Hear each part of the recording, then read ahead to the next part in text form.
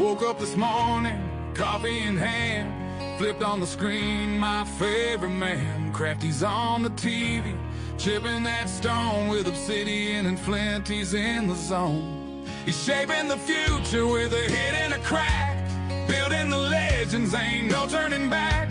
With every sharp edge, he's teaching the way of the ancients who thrived back in the day. Crafty on the TV, talking that smack, stone carving dreams, never looking back. From Texas to Vermont, Crafty studies us, chiseling the past, building futures for us. Wielding the hammer, he's steady and strong, crafting a world where we all belong.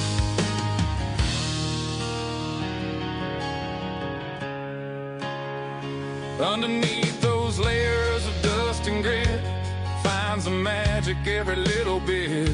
A sculptor of stories, buried in the ground. Each piece he uncovers wisdom abound. With every collision, the sparks start to fly. As the old world awakens, we question why. He's digging deeper where the shadows play, reviving old crafts that could fade away. Crafty on the TV, talking that smack, stone carving dreams, never looking back. From Texas to Vermont, Crafty studies us, chiseling the past, building futures for us. Wielding the hammer, he's steady and strong, crafting a world where we all belong. And in this life, we're all just searching for our place in the world, a way to keep working. With the flick of his wrist, he brings forth the light. In every gray morning, he makes it feel right. So gather around, let the stories unfold. Crafty's our guide through the young and the old.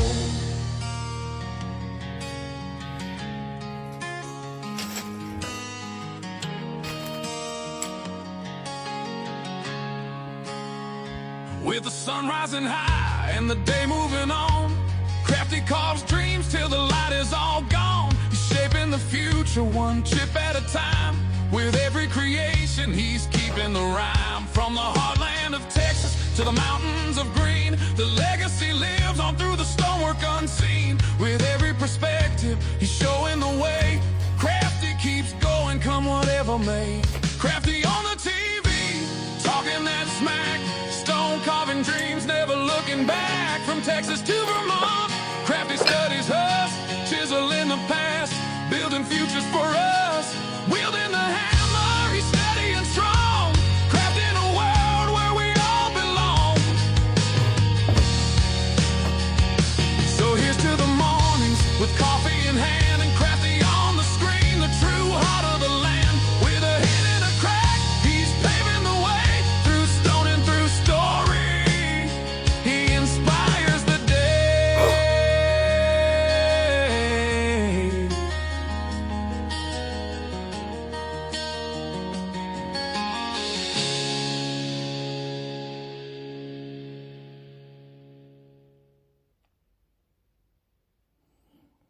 Hello, hello.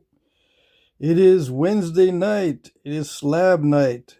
Everybody knows that I'm going to do slabs, right?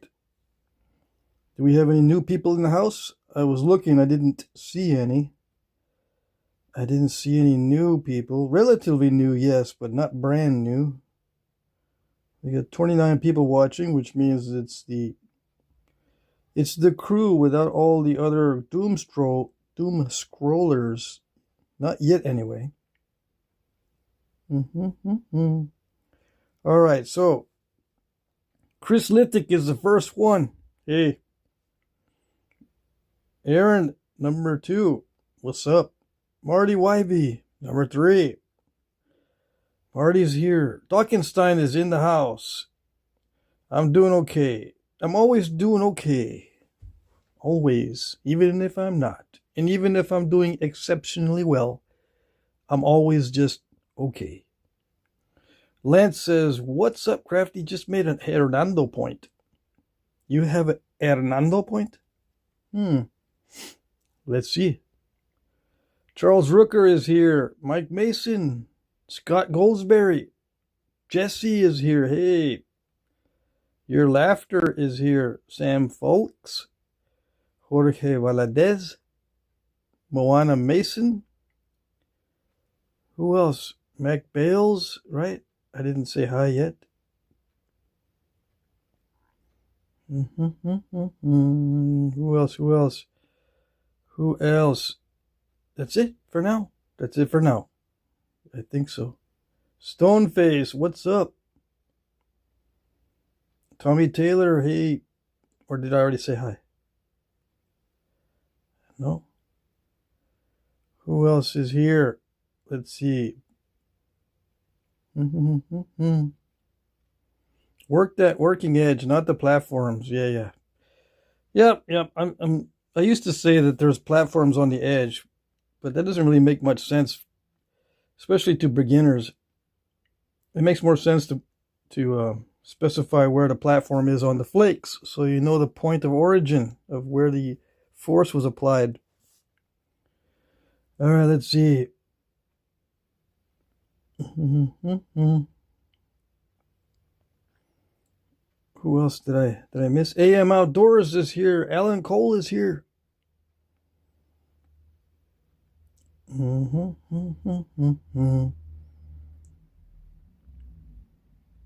Somebody lost something? Stone, I tried the something. I don't know what that is. Okay, so let's get this party started. Yeah? We're going to do slabs. What is a slab? You'll see. Yeah, there's not enough new people in the house for me to explain the new stuff. Unless you really, really want me to. Jeremy Milam gave me some Cobden shirt. And knowing that automatically makes you a better napper. Yeah. Yes, I'm kidding.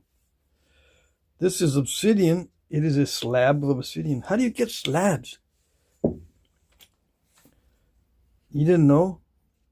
You didn't know that rocks come in slabs? Dang, where you been? Where have you been? And what have you been doing? What have you been doing? I want to tell. You've been doing something other than researching the knapping stuff. Yep. Should I nap the Cobden? No. I'm not going to nap the Cobden. This is some kind of bullseye. No. This is Georgia something plains. No, it's not coastal plains. It's something else. I forget the name of it now. I'm going to regress in my napping skills because I forgot the name of it. Oh, well. It takes a year off my life if I forget the name of something. Really? I mean, that's how you guys judge your skills? No, it's a joke. Yeah. We seem to be fascinated by the names of this stuff, but the names don't matter. No. Does it nap? That's what matters. I've tried to memorize the names and it didn't do me any good. In fact, it sent some people into a depression because they couldn't get good material even though I told them what it was and where to get it. They couldn't get good material, so they got depressed. They say, I'm not lucky enough to be a napper or I'm doing something wrong. It doesn't make sense. So yeah, I stopped telling them. Unless I know exactly for sure. And that, we're right there napping it. Like in a napping.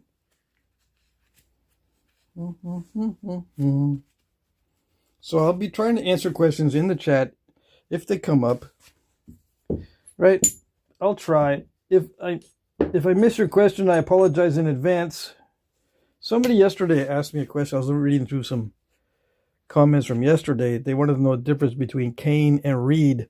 I don't know if that person is watching tonight, but the difference between cane and reed sometimes is nothing. No difference. Now, if you talk to a botanist, they get all bent out of shape about saying those two are the same. Do we have any botanists? Any specialists in plants in the house? If not, then I don't have to worry about saying they're the same thing. Hey, Jesse gave me $20 for a slab fund. Holy moly, Jesse is Mr. Moneybags. He gave me a bunch of other stuff this week too.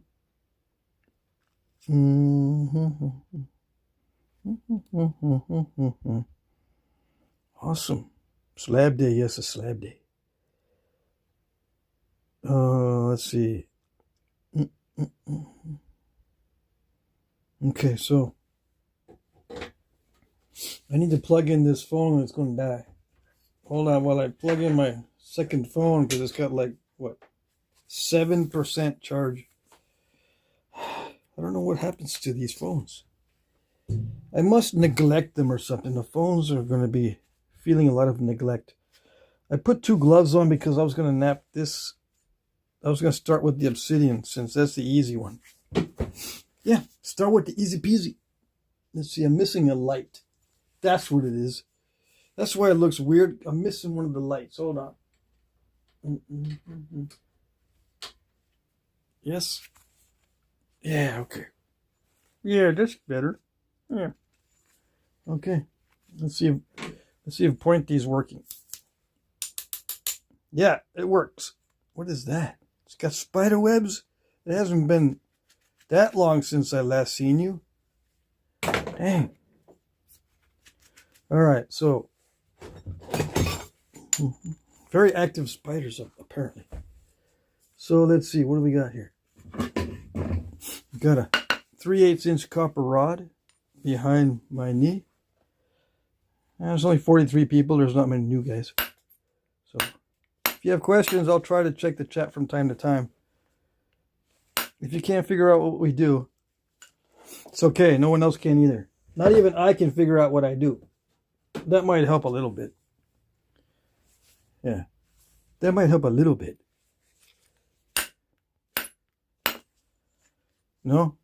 That's all like lingo and inside jokes. That doesn't help, does it? No.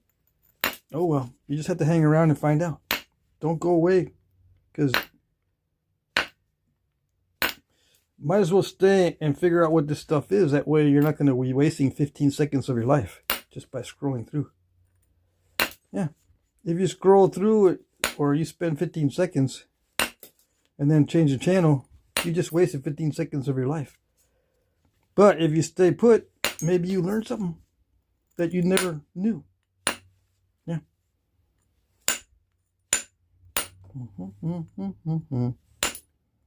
What's that in the background? I don't know. Take a screenshot and ask Google to analyze the photo. You probably get some interesting results. I've tried that before, and I get interesting results. Sometimes it misreads the photo. And it could say that you're looking at a museum.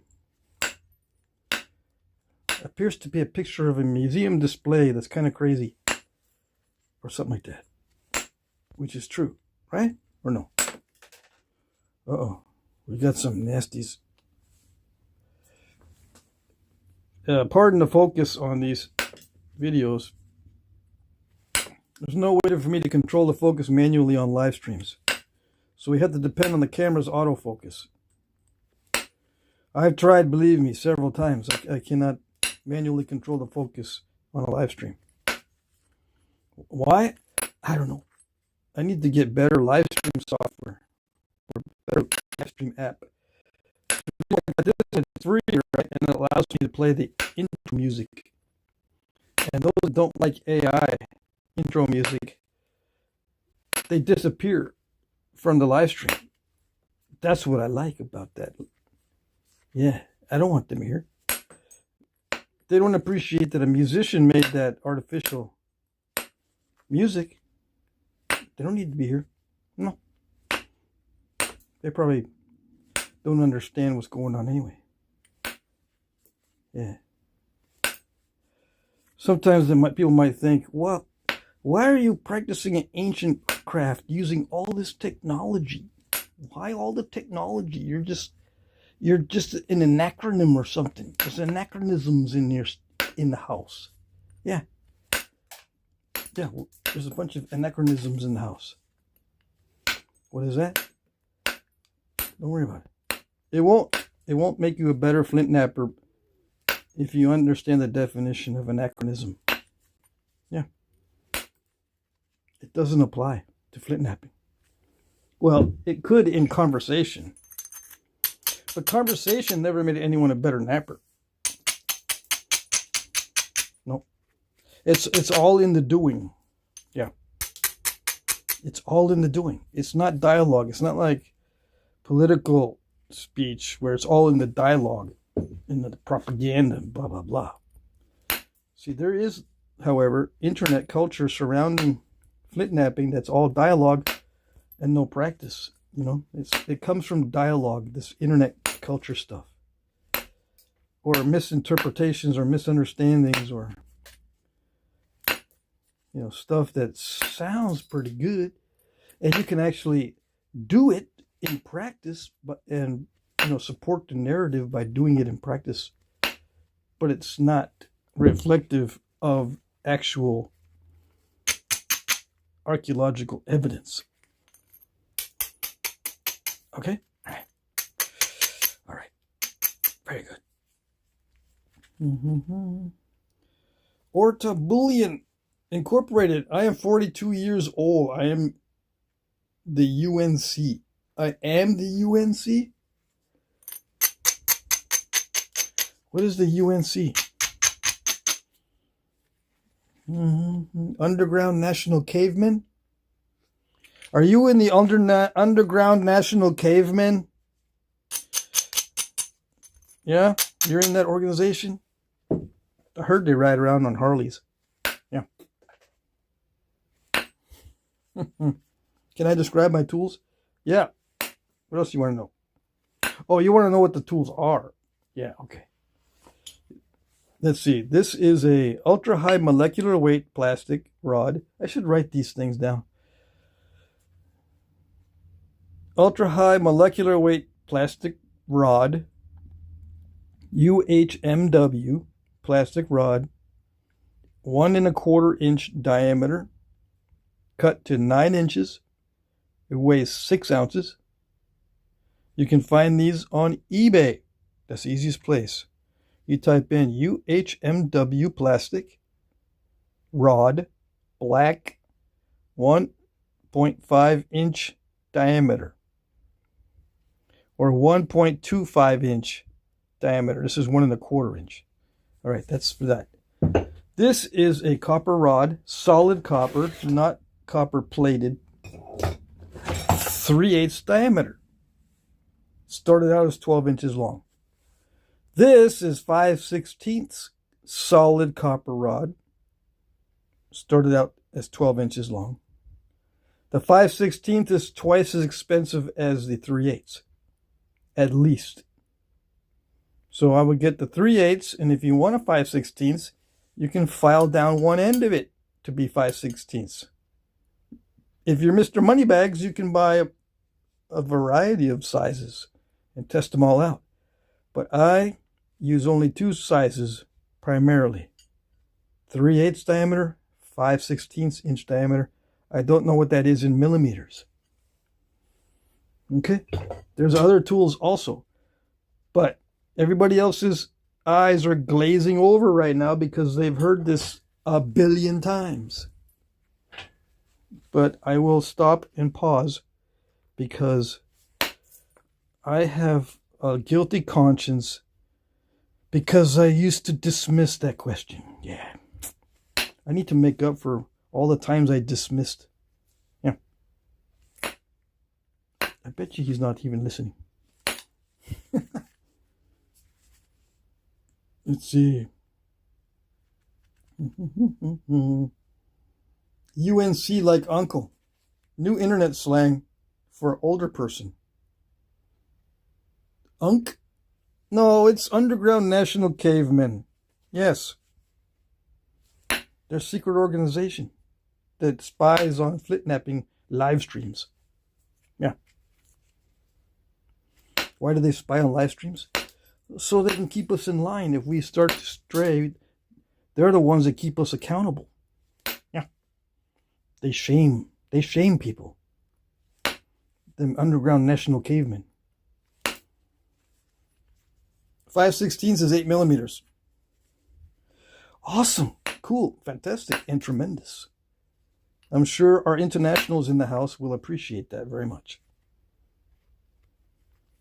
So this is what we do to slabs. We take off the square edge. Why? Stick around and you'll find out. It's for us to nap and you to find out. Or for me to nap, in this case, and you to find out. Why do I do things? It's for me to know, for me to nap and you to find out. Yes, yes. So what do we do?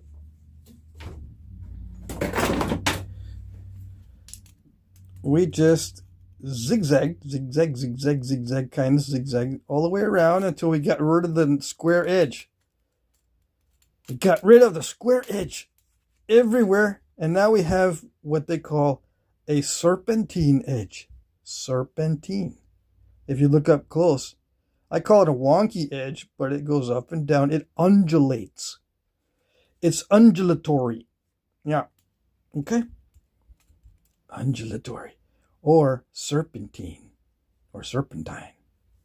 Why? It's for me to nap and you to find out. Oops. And don't drop your slabs on your other slabs. Yeah, remember that too. All right, so what is this? This is a rock. Sliced to take advantage of its beauty. Yeah, believe it or not, it is a type of rock. Yes, those guys in the chat, they know what this is. If you're not new, you know what this is. It's actually too good for us on the live stream because I'm risking breaking it in half. Because all these slabs are always too thin in the middle.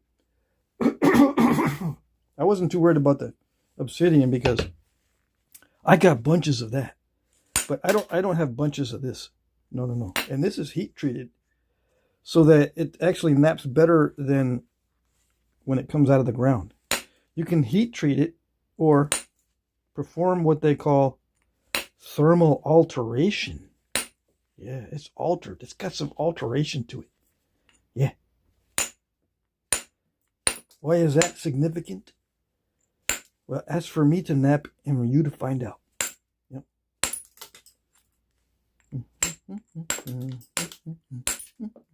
You might say, well, it looks like glass. Yeah. Is that what you're doing? You're pretending this rock? Well, I could pretend it's rock and you'd never know. I could say, yes, you're very observant. But no, it's rock that has been heat treated. It becomes more glass-like when you submit it to thermal alteration. Salamandra says, I got a piece from Michael's. You can find slabs of it, at least at mine. Yeah.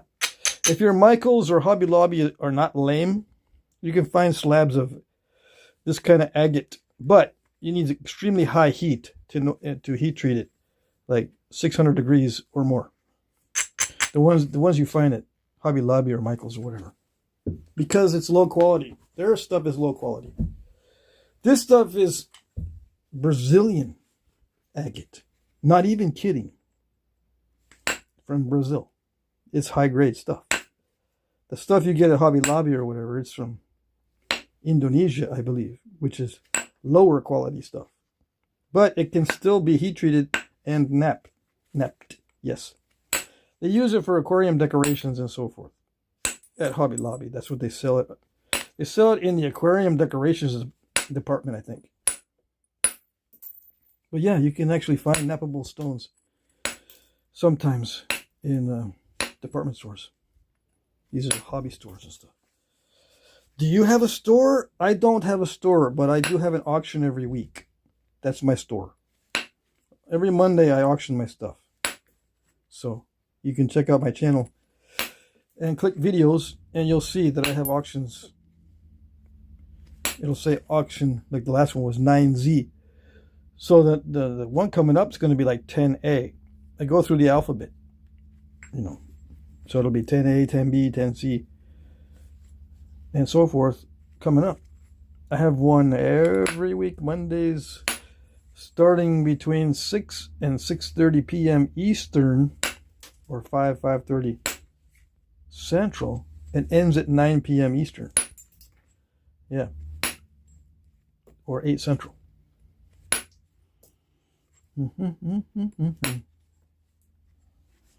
Jimmy Stone Age is here. Yay. Let's see. Yeah. Let's see. Barnett is here. I have a propane forge. Will that work? As long as you can maintain steady heat, yes, it will work. It'll work in the forge. Just don't expose it to direct flame or any kind of wind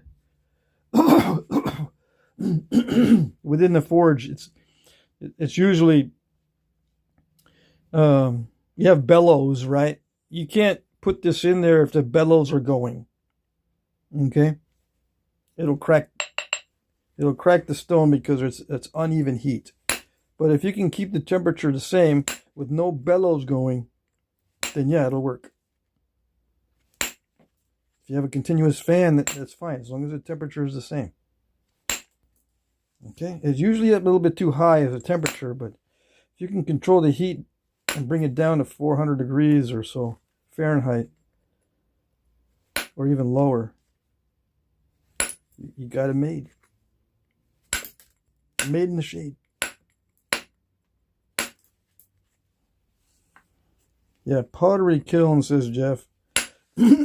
Pottery kilns work excellently for thermal alteration of stone. Still having trouble with the phlegm. I don't know what it is. So is this knapping well? I think so. Yeah. How are you holding the brass? It's not brass, it's copper. It's behind my knee. See, I put it behind. I also have a little helper, so if I get tired, there's a little alien helper that holds it for me. Yeah, he also does inspections. He'll inspect the arrowheads. Yeah, or the knapping when I'm done. Or actually he'll inspect during the process too. Yeah. D-Rod says, I see. I see. Yeah. At least you're asking questions that are not like, what are you doing? Yeah.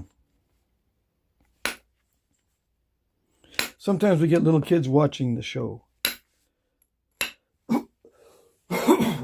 Now, I have little kids in my family that watch my channel. I'm talking about brand new little kids that have never seen this before. They don't know what we're doing. I used to get that question a lot, but I think Flintknapping is becoming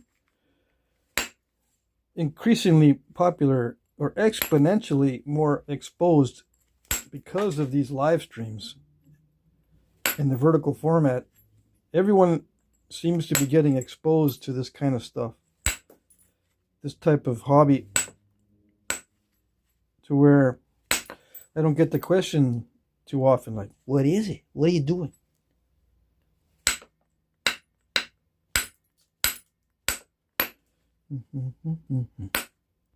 So I just took off the square edge. Yeah, just chipped all the way around. Now it's not done. See, this is a done thing. These are finished. That's a finished, what we call a projectile point or a knife blade. In this case, it's mounted to a knife handle of my own personal design, right? But this is the goal, to produce these stone blades of various sizes and shapes. This is also a stone blade. There are some stones that are bright white like this, and I keep these for myself. Yeah. But I sell everything else. I'll probably sell this. Yeah, I definitely will sell this. I don't keep much for myself. Hold on, I need to drink some water or something. This is getting ridiculous.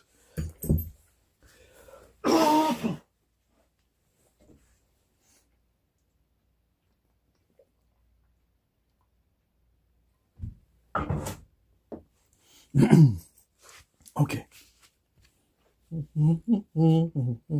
Yeah, okay. That'll last about 3 minutes. Okay, white obsidian. Yeah, everything is obsidian. I should write that down on here. Yeah. And if you don't know what is a joke and what isn't, then you have not been here very long, and he don't know us too well, do he?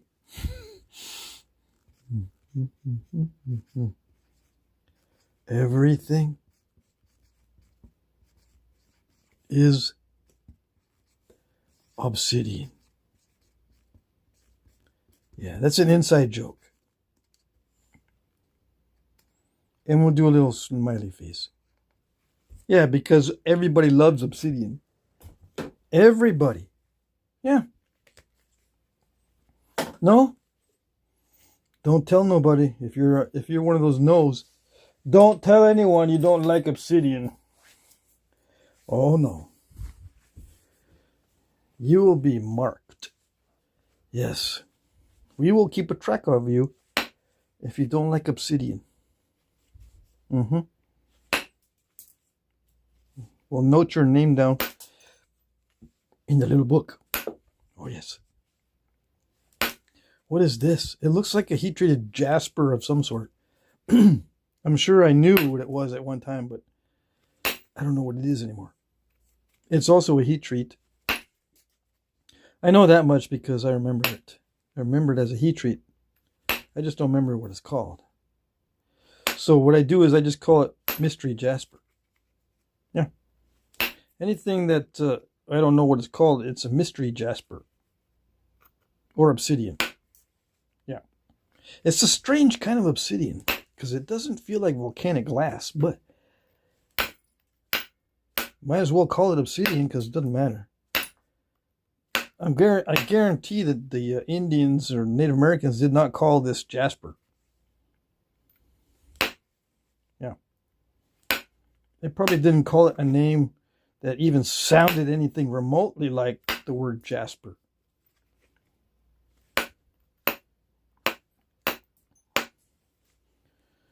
Yeah. They might have called it causes great pain. Yeah. I posted a post of an ancient Greek concept called learning by way of suffering. It's an ancient concept. It's way older than the Greeks. I wonder if it has anything to do with flintknapping or trying to work stone into tools. I wonder. There can't be any suffering associated with this. Oh no. No way.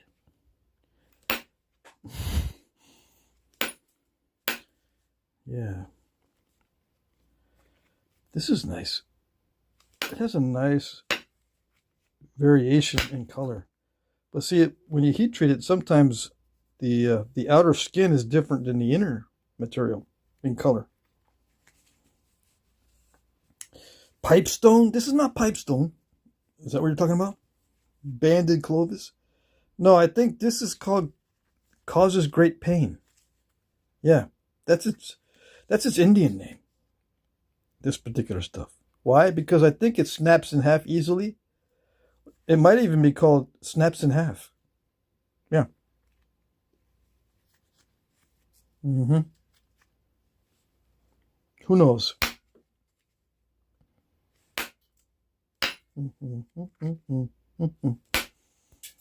Yep. I am joking, of course. I am trying to be funny, but sometimes I am not successful at either the flintknapping or the funny stuff. Yeah. Sometimes. Sometimes you're not successful. What do you mean sometimes? Yeah, I know. Someone told me today not to say bad things about myself. One of my neighbor's kids, I guess. My neighbor was making fun of me. It took me forever to go outside and do stuff today. I stayed inside all day, basically. He says, "Nah, you finally come outside. Hey, hobo." And then my other neighbor says, she was standing there too. She goes, "He's a hermit." And I said, "Yeah, I am both a hobo and a hermit." Yeah. And then the neighbor's kid, "You shouldn't say bad things about yourself." Yeah, I shouldn't, huh? I don't know, it's kind of fun, I guess. Saying bad things about myself. I think it's funny. So yeah, we're almost there yet on this one. Haven't used the grinder too much, or the abrader. Red Lemur says, as long as it doesn't have a name that is associated with dogs, I'm okay with it. Your new alien friend is very entertaining, though. Rather stoic. Yeah, he doesn't like speaking English. Or any other human language. He thinks they're all lame. So, he will never speak a language. It's all in the eyes. Right? Let's see what he's got for eyes. Come here. They're in there somewhere. There they are. See that? He's got a couple big nostrils. Yeah, it's funny. The alien is wearing a tinfoil hat to protect him from us and all these radio waves and cell phone signals and everything that's polluting the airwaves. Yeah.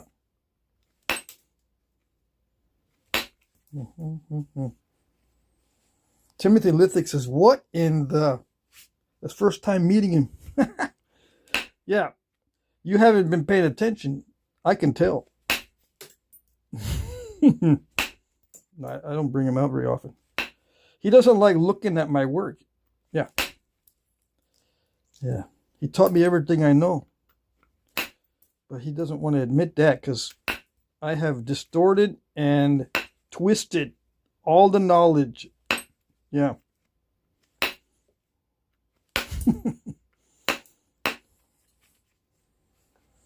Yeah, he could be the one that unleashed the alien worm rocks. I wouldn't be surprised. Him and his kind unleashed the alien worm rocks on us. Yeah. I wouldn't be surprised.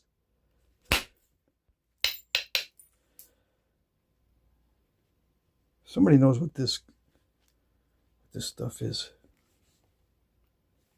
In the chat. There's lots of knowledgeable guys in the chat. They're just not... They're not here to try to be all formal about this stuff. We're not all that serious.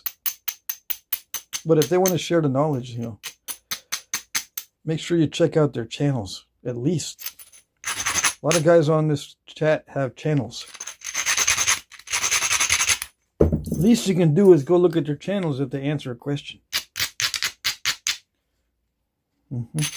I know you want to get your money's worth with something that you got for free, because maybe your mom's paying for this.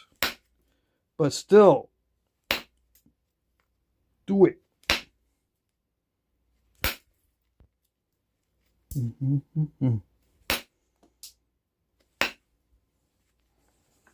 Looks like Serena Jasper. I like that name. Yeah.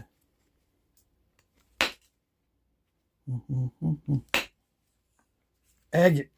Yeah, everything's agate. I should write down everything's agate. Yeah. Everything's agony? Yeah, that's what agate means, right? It's another word for agony. I think that's what that means. It's, you know, that's where you get that word agony from. You get it from agate. Yep. That's what I'd say. If someone asked me, where do you think the word agate comes from? It's such a weird word. Oh, I know exactly where it comes from. Oh, yeah, what is it? It's a conjugate of the word agony. Conjugate? Yeah, like one of those conjugate visits.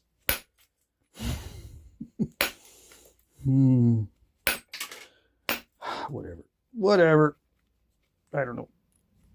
All I know is that agate a lot of times needs to be heat treated, but it's usually translucent also. This doesn't have translucency. No. Okay, watch. This does not have translucency. That's not agate. No. How many times I gotta tell you? Translucency is important. Important. Okay. It's also kind of cool when you get something translucent. Kind of cool.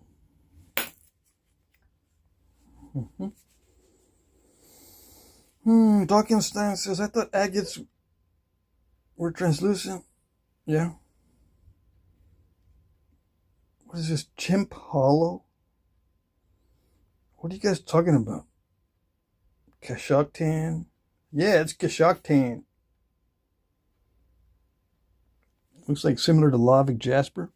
Yeah, but it's not Lavic Jasper, I guarantee. No, it's not Lavic Jasper. I got a bunch of that stuff. I got that stuff from Dockenstein, from Bill. But no, I didn't get this from Bill. I don't know where I got this.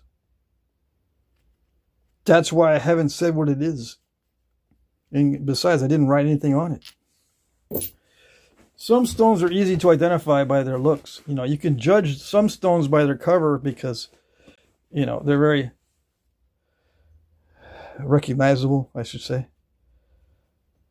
But like this stuff here, guess what this is? Yeah, it's very recognizable by the color. This is heat-treated Georgetown flint from Texas.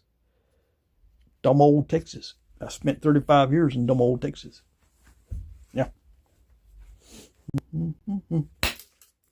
So I know this is Georgetown heat treat, because Georgetown's not going to nap this good. Besides, it says heat treat right there. Yeah, sometimes Georgetown does not nap well. Believe it or not. So how many of these am I going to chip like this? People tend to like it when I chip the edges like this. There's a lot of people watching. I guess it's because they can actually see something happening. Whereas a lot of my other napping videos, you can barely see anything happening or anything changing. But this methodical zigzagging to remove this square edge actually looks like I'm doing something. Yeah, it proceeds much more quickly than the persnickety stuff. The actual real napping. Yeah, this is the easy part. I don't consider this real napping. No, this is just preliminaries. The real napping is when it starts getting thin. Yes. Because that's when you know if the rock's going to be good or not. So I think 4 pieces is good enough. Garrett gave me this one. There's several Garretts that I know. Which one gave it to me? Let me just try that. Let's see. I think it's a heat treat. Yeah. This might be interesting.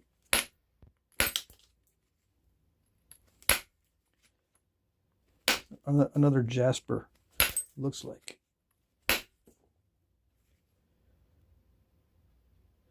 It says Bruce's.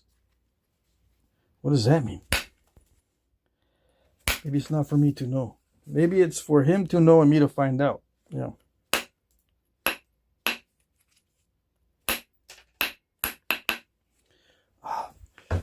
I'm sore behind my knee for some reason. I think I was doing some yard work the other day. I think a thorn bush slapped me on the back of the leg. So right behind my knee. So I'm feeling this. I saw the big scratch. There's a big scratch behind my knee. I can't remember. I can't figure out where I got it. So it's affecting the knapping because now it's irritating me with this indirect percussion stuff. Yeah. Anyways, we're gonna try to get through this.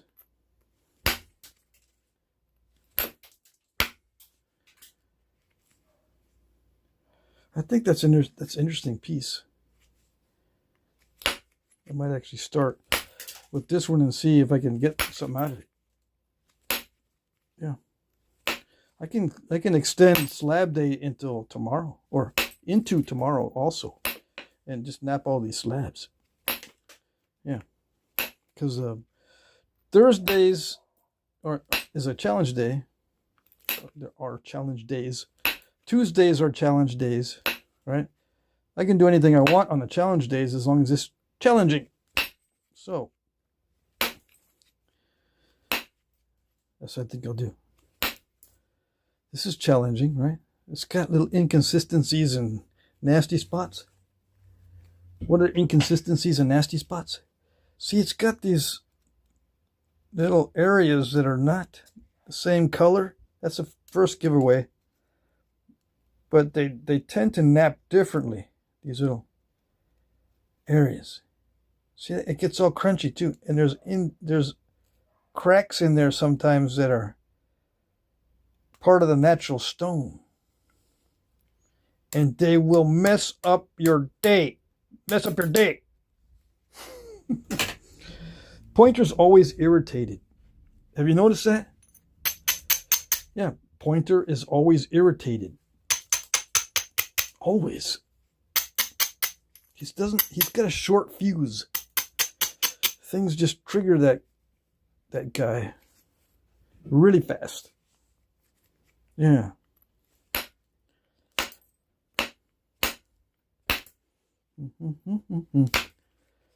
All right. See, it's messy right there.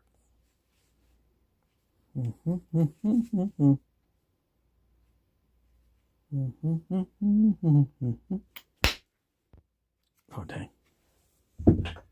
Yeah, we're running into troubles already. Troubles. Let's see if I can knock the troubles out of it. You know what? That might not be a heat treat. Because look, it's not glossy. It's a little bit waxy. Sometimes it gets waxy with heat treatment, but sometimes stones are waxy without the heat treatment. So I don't know. Let's see. It's got some glossiness to that part. All right. I don't know. I think it can be napped easily, relatively speaking. Yeah. We shouldn't have much trouble with this one. So let's continue with this. I'm going to clean up a little bit. I'm going to check the chat, see if I missed any questions, and then I'll continue. We got a good variety of different materials that all nap differently. Okay? So, what's the assessment here? Best. This one naps really good. Second best. This obsidian actually naps pretty good. Third best. I like this because of the color. The Georgetown, heat-treated Georgetown, is actually pretty sweet on this particular piece. And then this last one, because it's still kind of tough. It's not glassy. It's like I had to hit this the hardest to get that edge off. So we got good, beautiful, fantastic, marvelous, tremendous, and supercalifragilistic. And this one is just obsidian. Okay. We'll give this a general yay. Good. This one is intermediate. It is a heat treat. So you get 2 points added for being heat treated. Georgetown. Thumbs down for Georgetown usually. But heat treat, thumbs up. This one we don't know. This one is going to get me angry. No, don't like it. So that's the one we're going to nap. Okay? Yeah. Okay.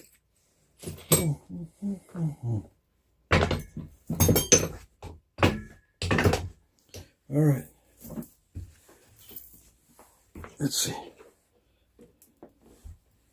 It's challenge night. Don't forget. You got to nap the worst one. The good stuff is too good for us on challenge nights.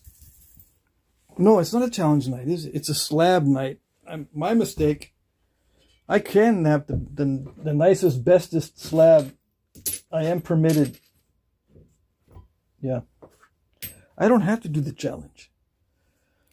Let's do and then we can do the best. We can do the best since it's not a challenge night. It's Wednesday. Okay. So we'll take Pointer's advice and just do that tomorrow. We'll do that tomorrow. We'll do this one right now. Yeah. It's going to be sweet. Just like candy. Yeah.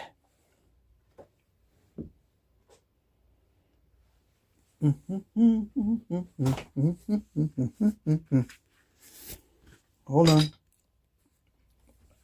I can doom scroll better without the glove. Doom scroll my own live stream. All right, who do we have in the chat that I missed? Hey, Justin is here.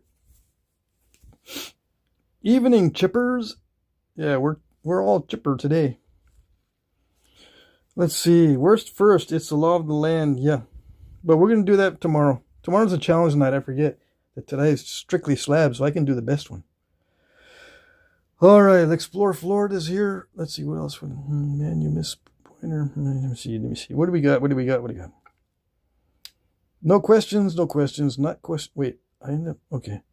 I'm looking for questions like I usually do. And usually we lose a ton of people when I do this. That's okay. I'm used to it by now. Alan Cole says some fine stitching right there. Yes, that zigzagging it or removing the edge or square edge is also called stitching sometimes. Salamander says, you're telling me I got some Georgetown that's causing me agony. Yeah. Fluid it, says Chris Lithic. Fluid it. Yeah, you wish. How can you nap it if you don't know what kind of rock it is? Hey, the PFL crew asks me, how can you nap it if you don't know what kind of rock it is? That's a very interesting question because I'm wondering why you think I need to know what it is before I can nap it. I just need to start breaking it, chipping on it to break it to see if it actually works. Okay? Sometimes even when I know the name of it, and I know some background information on it, it doesn't act like what my information is. So every rock is different. Yeah, for one. Number two, just because it's got a reputation doesn't mean it's going to live up to its reputation. It may be better than its reputation also.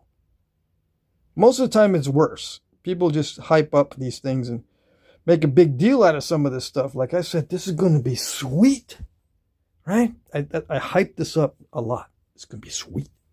But actually nothing in Flintknapping is sweet. The removing of the square edge also gets me in the frame of mind of what kind of challenge is ahead of me. Because I can see how it chips. So it's experimentation. The answer to that question is experimentation. You just experiment with it. Like I can shoot a pistol at a target and get good at shooting that target without knowing the manufacturer or how it's made. I don't need to know the manufacturer of the pistol or how it's made. I can even figure out how to disassemble and clean it without knowing the manufacturer or how it's made. Same thing with Flintknapping. You just do it. Yeah. someone give you a handgun and you know how to use handguns, you're going to be able to shoot accurately with it after a while. Practice with it. Yeah, no big deal. You don't need to know the manufacturer. Just same as this. You don't need to know what's called. That's my answer. I'm sticking to it. Barnett says, is the only danger with overheating stone that it will crack, or can you make it bad for knapping even if it doesn't break? Yes, you can overheat it and make it too brittle. Yeah. Yep, you can make it too brittle by overheating it. And sometimes by uneven heating it, you can make it very snap and half-ish. Or just finicky. In some spots it'll be weird, in some other spots it'll be good. It's got to be evenly heated. You know, if it's really if let's say you heat a bunch of different size pieces, and you get a piece that's really thick on one end and really thin on the other end. Sometimes the really thick end will heat treat differently than the really thin end on the same spall, and it'll act weird. So it's best to be consistent. That's why most professionals slab their rocks first before heat treating it. If they're going to be selling heat treat, they slab it. Now, some professionals, they're still very knowledgeable and very skilled. They don't slab it, they spall it. But they're careful about the spalls. Okay? All right. Let's see. What else? It's Wednesday, my dudes. Yeah, it's Wednesday. It's Thursday in Australia, says Alan. Yeah. Technically, we have internationals in the house who are on different days. Let's see. Success is sweet, especially against the odds. Yeah. I do most of my knapping by echolocation. Red Lemur says I do most of my knapping by echolocation. That's a good way to say it. Yeah, it looks like some Brazilian agate. It looks like it because I think it is. And the Fed says, I can't wait to see the finished piece. Yeah, I can't either. Let's see. What happens if you double tap? Justin Corn, when you double tap, that happens. See that little thumbs up? That's what happens. But don't do it. I can do it because I run the live stream. Yeah. If you do it, it puts yourself in timeout. Yeah. Christians asks me, probably too vague of a question, but are sparkly rocks typically bad to work with? Typically, yes. Sparkly means it contains mica or something similar. Those are usually too grainy, Grainy, grainy, to work with. Yeah, but you're probably living in an area that has hornstone or something, and there's little sparkles in that, and it naps beautifully. But it doesn't have big sparkles. It has little bitty sparkles in it. But if it's really sparkly, it's not going to be good in general. Let's see. Is that it? I think that's it for questions. I'm surprised. Yeah. Usually there's a bunch of little questions. Yep. Okay, so what are we going to do? Well, I can't wait to see the finished piece either, because I don't know what it's going to be. Nope. I don't have no ideas. And no, I'm not going to flute it because it's too thin in the middle as it is.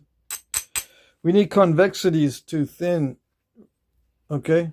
So if I wanted to flute it, there's no convexity here. By the time I thin this down, there'll be zero convexity. So to flute it would be to engage in a futile exercise. Let's put it that way. Yeah, but I like to see futiles. Yeah, that's my favorite. I watch fails, I watch futiles, and I watch what the heck are they doing. Those are the videos I like. Yeah, okay, you like to see the fails videos, I know. But I'm not going to do one of those tonight. Okay? All right.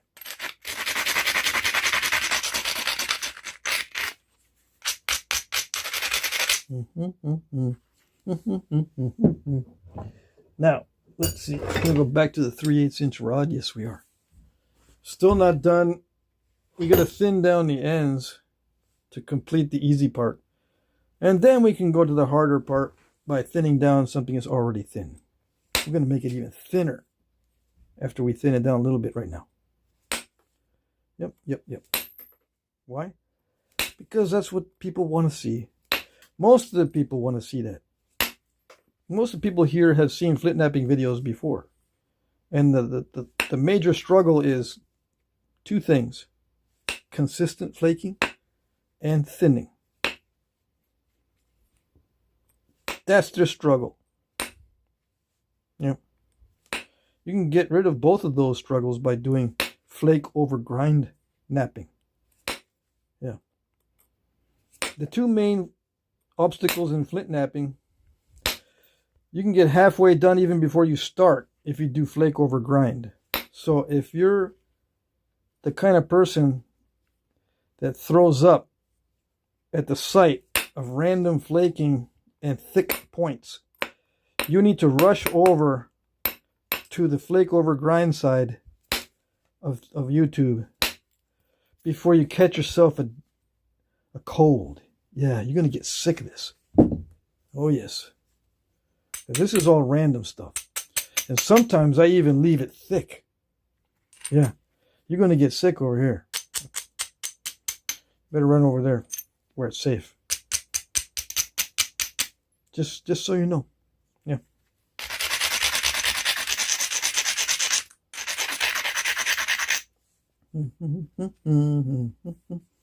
Make a spear point. Yeah. I need to make an atlatl, right?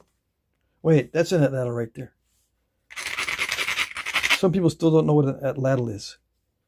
They think it's the atlatl dart.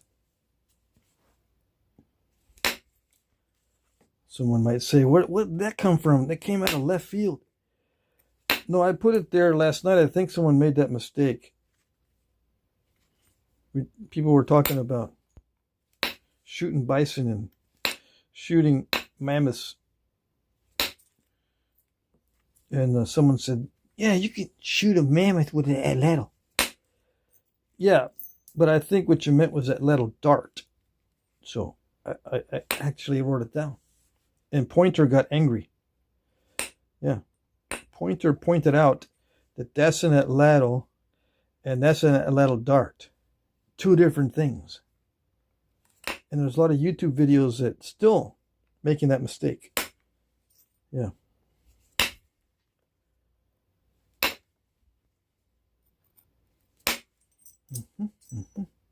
Yep. They do. They continue to make the same mistake over and over and over again. Because they're a bunch of regurgitarians. Yeah, they don't sit down and double check. They just regurgitate what they hear.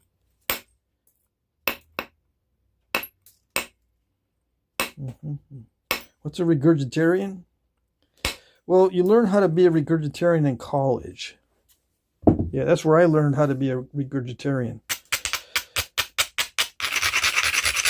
I had to change my ways. Just put it that way.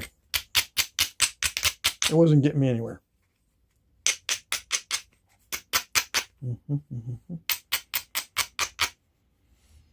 So I'm going to have to thin down the base as well. The tip is thinned down okay. Well, maybe a little bit more. Adequately. Has it been adequately thinned? Well, kind of. It just needs to be thinner because it places less stress on the center of the piece when the ends are not thick. If the ends have thickness, it stresses the middle when you're hitting it like this. Believe it or not. Every little thing counts in Flintknapping. Subtle differences can make all the difference.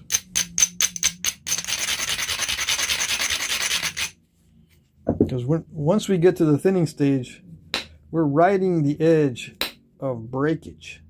We're right on the edge. We're riding, R-I-A-D-I-N-G. We're riding on the edge. We're also right on the edge of breaking. Either way you want to say it. Okay, so actually I tapered it down. That helps too. It helps to taper it because any drastic jump in thickness creates a weak spot where it can snap. It's actually not a weak spot. What it is it focuses stress. If there's a jump in thickness, or if there is a change in thickness, it creates a stress point that can cause it to snap at that point, at that stress point.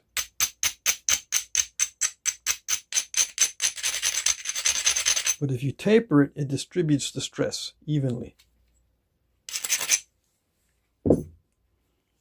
Stress does not become concentrated in one spot. Now, it's not perfectly straight, and if you're feeling nauseous about it not being perfectly straight, like I said, you need to hurry yourself over to the flake over grind side of YouTube. Yeah, you will be much happier. Oh yes.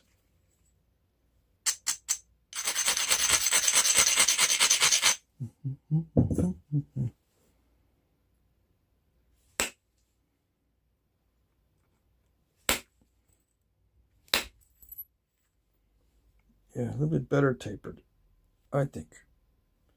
In my opinion, that's a little bit better tapered. A little bit better? Yeah. So now we're going to do a little bit better on the base. A little bit better on the base. Not like that. Yeah, like that.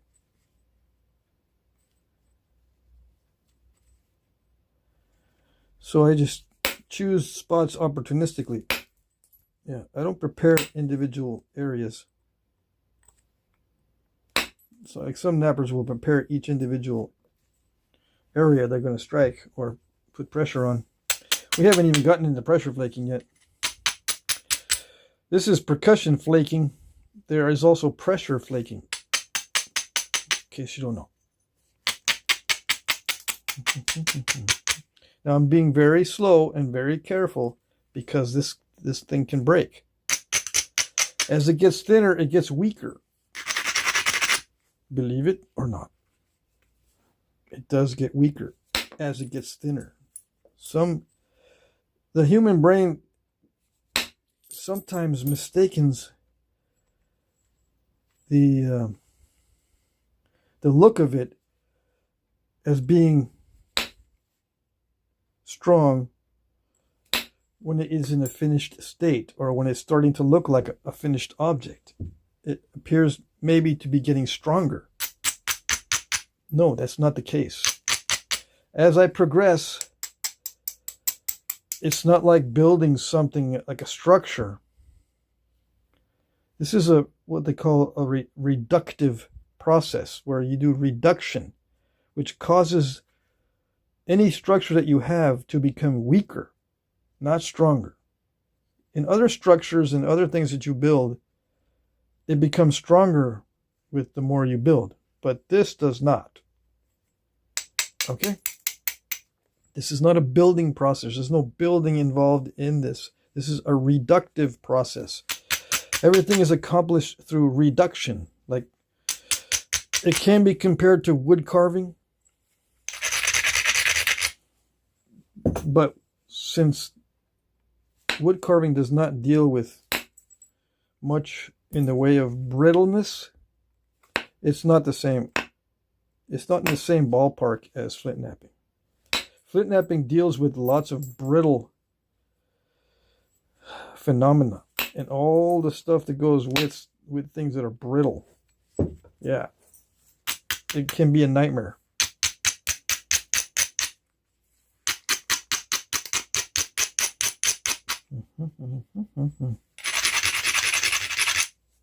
So I've had lots of practice and I've broken lots of stuff. So I kind of know when it's going to break and I back off from that point. Yeah. I don't know for sure. And I ride the edge. Yeah. I'm right on the edge, or right on the verge of breaking it.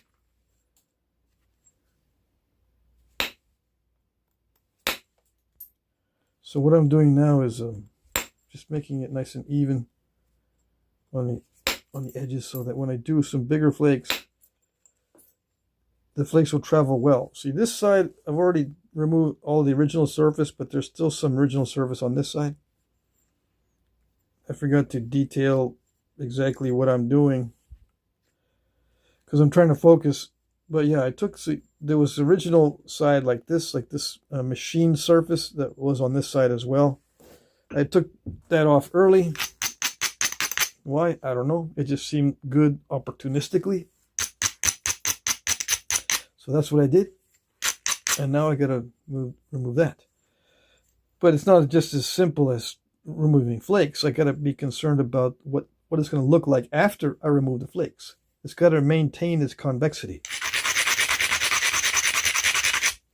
Both for strength, because convex cross sections are strong, but also for any future damage control or cosmetic flaking. The cosmetic flaking is flaking that makes it look nice instead of all cruddy. You got to have convexity in the surface for those final flakes that makes it look nice. For example. Yeah. And that sort of thing.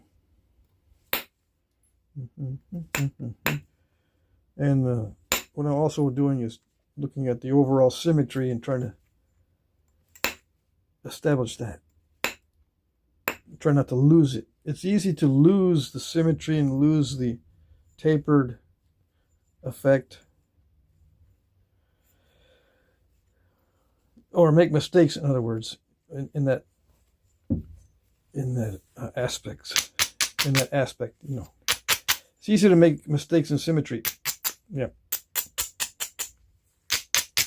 A lot of the artifacts, they're not symmetrical because for some reason or another, it was either too difficult to pay attention to symmetry, maybe because of time constraints, or it just wasn't necessary.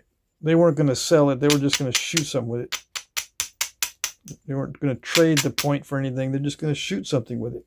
And a lot of times these weapons are just one-shot deals. So why spend all this time making it fancy when it's going to break with the first shot? And yeah, there's a lot of fancy pants out there that say, no, you don't know. No, you don't know. They don't break on the first shot, blah, blah, blah, blah. They think they know. But in most cases, there's some kind of damage that is done to the piece when you shoot it. It's either going to hit the ground or hit the animal, right? Chances are something's going to happen because this material is brittle. If nothing happens, that's what we call being lucky. If you shoot the point or the a little dart or the arrow at something and the point doesn't break and it's made out of stuff like this, you consider yourself lucky. Yeah, there's a reason for that. It's because this stuff is very brittle and it often breaks. It has to be replaced quite often. It's not durable or long-lasting. It is long-lasting because stone lasts a very long time out in nature, but as far as when you use it, it's not long-lasting.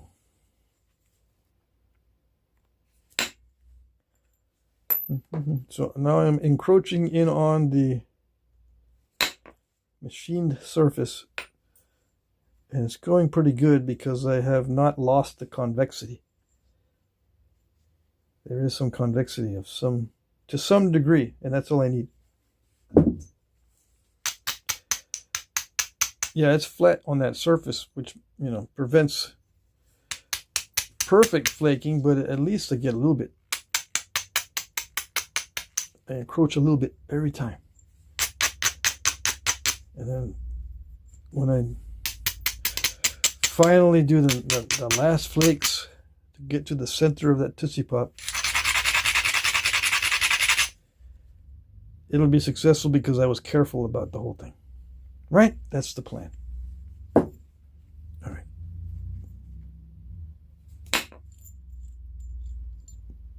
Voila. Yes? Yeah. That was the last little bit. Okay. That's the way I do it. Now, some other guys will immediately take off the original surface, but for me, that gets too thin right away. I like it thick in the middle, as thick as possible during the process. Helps to prevent snap-in halfishness. Yeah.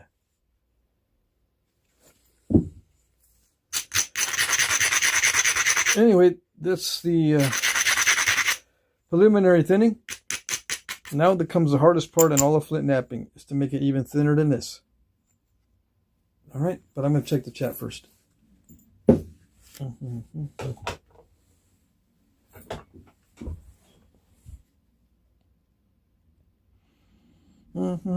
Nice. Yeah. End the fed. Should do a lost lake or something with some deep notches. Yeah, I should, but I'm not going to probably. The more risky it is, the less I want to do it on video, because I don't want you to show you how to break it on video. Yeah, people ask me, how do you not break it? Okay, these are ways for not breaking it. No deep notches, no fluting, no fancy flaking, no really fancy materials that break easy, nothing cool because it's too risky. Okay, that's how you not break it. But people, they think that they want exactly those things. They want notches and flutes if you can do it at the same time. I want fancy flaking, I want fancy material, and I want stuff that's hard to nap because I want to see how you do it with something hard to nap. Yeah. So they want the opposite of how not to break it. Now, riddle me that, Batman. What do I do? People want the opposite of how not to break it. And if I do that, right, if I start doing that, they're going to ask me, how did you not break it? And the answer to that was always, got lucky. Obviously. Because I did everything possible to break it. Yeah. But it didn't break. So I consider that lucky. That's how I not break that. Under those conditions. That didn't help at all. I didn't like that story. I know you don't like that story. I know it. Nobody likes that story. Let me see. High Lime says, what makes you decide between copper versus stainless steel for the indirect? Well, first of all, I don't use stainless. I use mild steel. How do I decide? Well, if there's a decision to be made, I always choose copper. The reason why I was using steel is to show people that it can be done. Now, if you're talking about steel pressure flaking, like this is steel for pressure flaking notches and stuff. It's an easy choice between this and copper because copper will bend way too easy for notching. Steel doesn't bend. I mean, something that thin, trying to do notching with copper, even with hardened copper, it still bends a lot easier than mild steel. So there's differences in what technique you're using if you're asking about choosing between the two. Yeah, but as a default, you choose copper first, and if copper isn't working, then you choose steel. That's the way I approach it. Okay. Jimmy asked me, Patrick, are you coming to Coshocton this fall? Probably not. Every nap-in costs me about at least $1,000 every time I go to a nap-in. I lose money when I go to nap-ins. Even if I buy stone that's being used for auctions later on, I still lose money. I never recoup my money from nap-ins. So I got to limit the number of nap-ins that I go to. Why I lose money? I don't know. I haven't figured that out yet. But every time I go, I lose money. So I can only do that twice a year. Yeah. It's the money that's making the choice. I would like to go to all the nap-ins.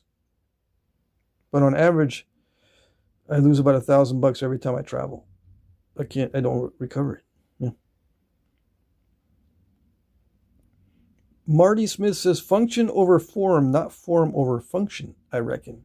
Yeah, if you're going to use it for survival, yes. Function over form. If you're depending on it for survival, if you're going to use it. Now, as a professional napper, it's the opposite, because the form gives me more money when I sell it. The function doesn't give me more money. It's the form that gives me more money as a professional napper. But if I was going to be using it as a professional hunter, yeah, the function is more important. But as a professional napper, the form is more important.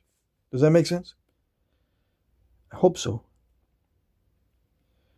24/7 nap-in, yeah. Well, I got a 24/7 nap-in on the live streams. So there you go.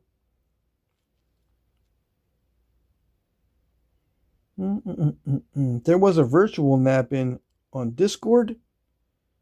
Interesting. Let's see, Marty says, I've been the only Marty for a long time now. Yeah. Let's see. Try looking the last place you saw the money. Try looking the last place you saw the money. Yeah. I didn't misplace the money. But I understand. I see what you did there. Mr. Jim is here finally. I've only got like 30 minutes left to finish up this point. What else is in the chat?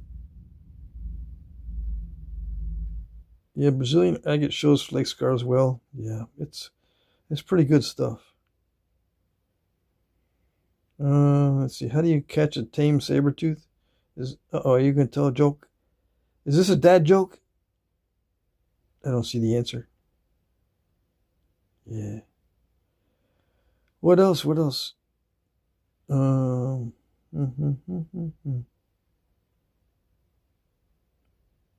how do you catch a unique saber-tooth? I don't know. Somebody gave me a goat trophy, greatest of all time. Well, that's kind of cool. Thank you.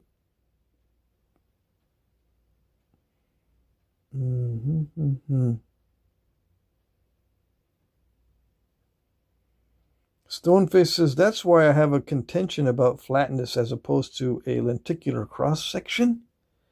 Yeah, you need convexity for the best flakes. You can still do flat cross-sections, but, it starts to give you diminishing returns if you're looking for nice, pretty surfaces. Owen Campson says, me and my grandpa do this stuff. Awesome.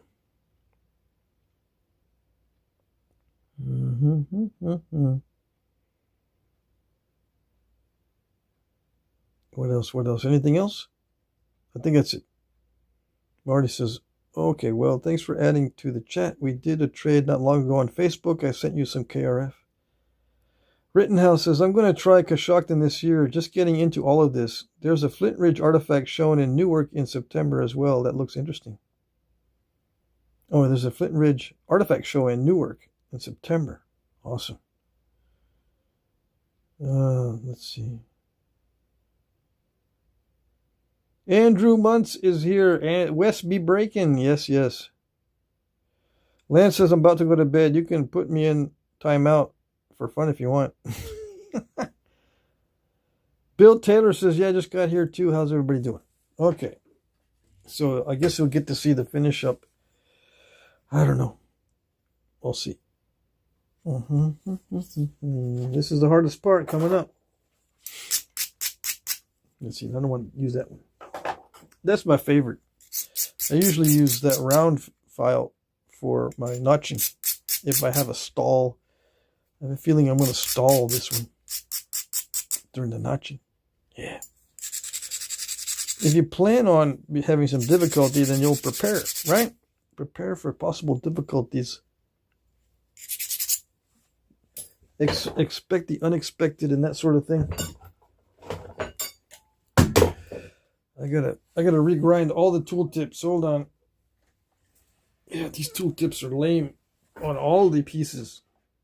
On all these tools. Okay, so hold on.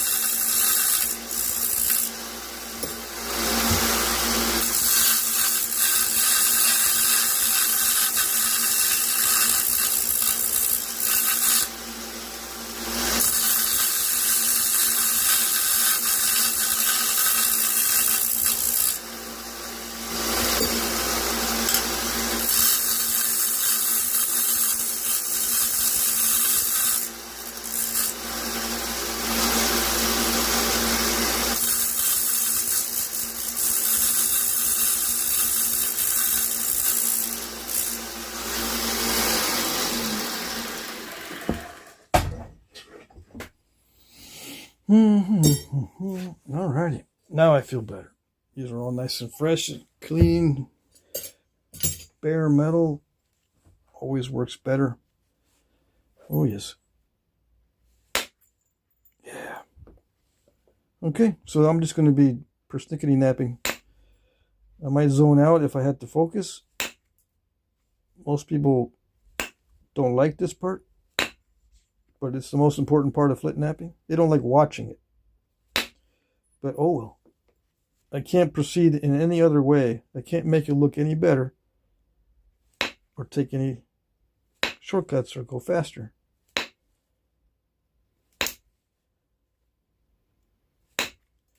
This is what it is, as they say.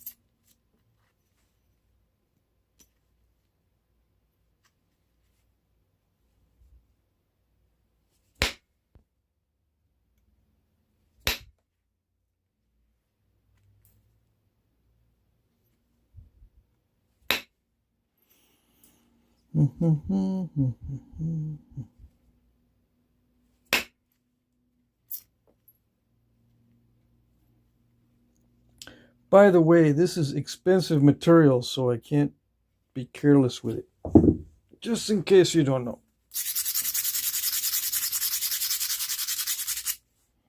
I gotta choose my opportunities very carefully.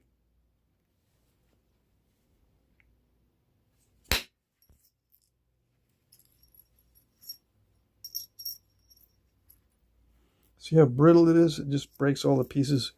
As the flakes get thinner and thinner, they start to shatter into many pieces. Now that same shattering can happen to the workpiece itself.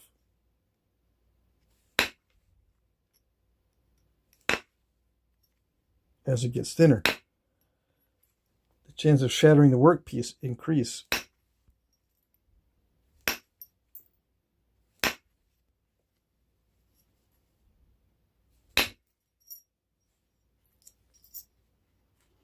And I'm going to take long flakes while I still have convexity, but with every long flake, it just gets flatter and flatter and less conducive to long flaking. So long flaking has to occur during this stage, and I only have one opportunity in many cases to produce a long flake. As it gets thinner and thinner, the opportunity to produce long flakes decreases a lot. And I know I've reached my limit when it starts to do stuff like this. Where is it? See that crack? That means I'm reaching the limit of what I can do with my ability. See that? It's a mistake. As soon as I start making mistakes, I know it's thin enough. That's one reason. The other reason is you test it on a haft. Okay. When you test it on something, see if it'll fit. Whatever you're trying to make. For example, maybe a knife blade. Let's see. If it's a knife blade, it's not that difficult of a choice. Like I can do that, and I can make notches to fit that. Or I can use this type of handle. Where's my smaller one? I thought I had a smaller. Yes? No? I still need to make one that's smaller than this. I'd have one right there, but that's too small. I'm going to make one in between that one and this one. Anyways. See what I mean, right? Where's that little dart? 4 shafts. See this one here. That might look good. Yeah.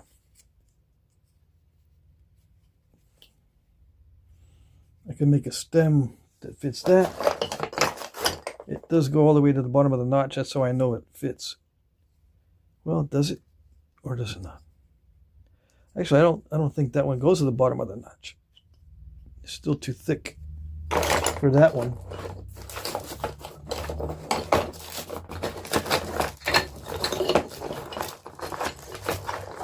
I have others. This one is wider. Yeah, okay, that one. So yeah, I have a choice of different lateral dart foreshafts that I use for gauging how thin it needs to be, or I can use a knife handle, for example. Okay, that's two ways to know that you've got the right thinness. One, you start making mistakes, so better not go any thinner. And number two, it's got to fit in the thing you're trying to make. This is part of a system. These things don't exist by themselves. They're usually hafted. Okay? All right. Let's see. I got to get rid of that crack now.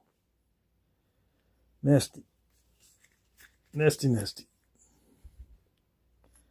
That can expand. If I start hitting on it with more percussion, that can expand and go right across. So even with pressure, sometimes it'll do it.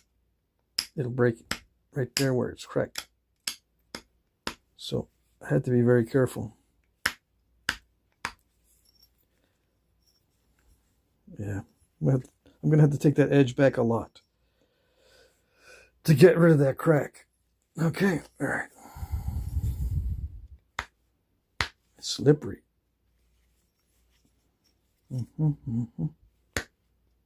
So this process of taking back the edge, it's going to take a little bit of time because I cannot rush. If I start rushing this, it might break. Okay, so this is even more persnickety than the previous episode. Okay, all right. And I use pads that are domed. This one is starting to wear out, so it's barely domed, but I like it to be thicker in the middle and raised in the middle and then tapering down to the sides because it helps to prevent snapping it in half. If it's flat, I always snap it in half on a flat piece. I can modify this to be more domed. That's what I probably should do before I proceed further, because that is an expensive piece of material. Okay, so where is my rasp? There it is.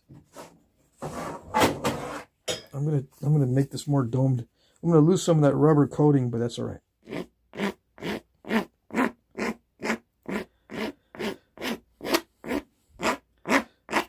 I'm taking time because I don't want to ruin that piece.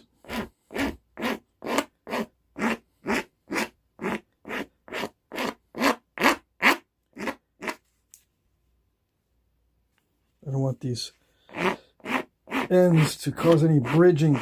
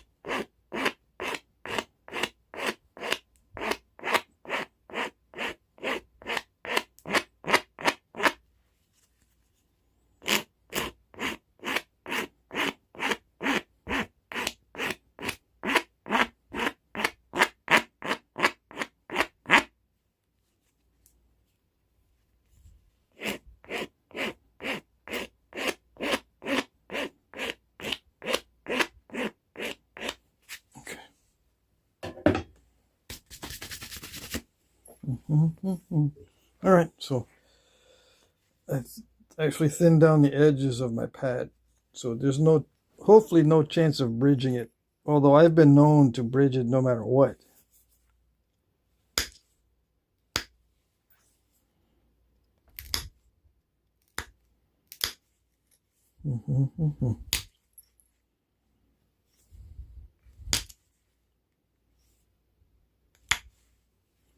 So I'm taking this opportunity to run flakes in there.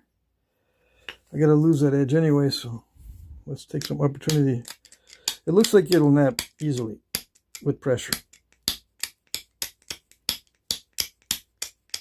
So I got to take it back quite a bit to get to that crack to make sure that I eliminate it entirely.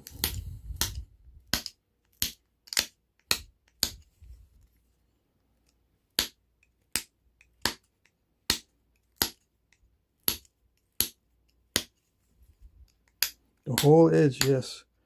For symmetry, I'm working on the whole edge. And yeah, it's a little bit of a waste, but I gotta deal with that mistake.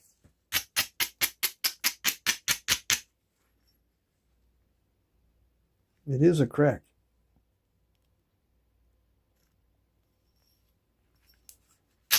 It's right in the center. That happens due to bending stresses.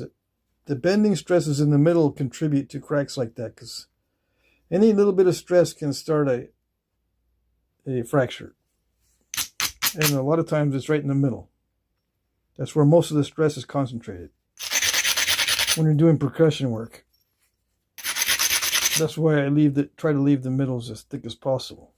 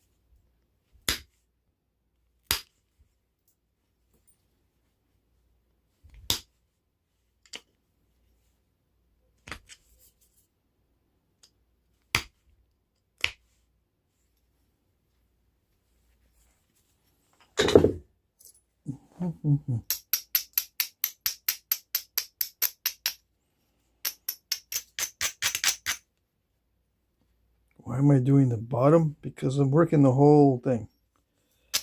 I'm just taking opportunities to work the whole thing.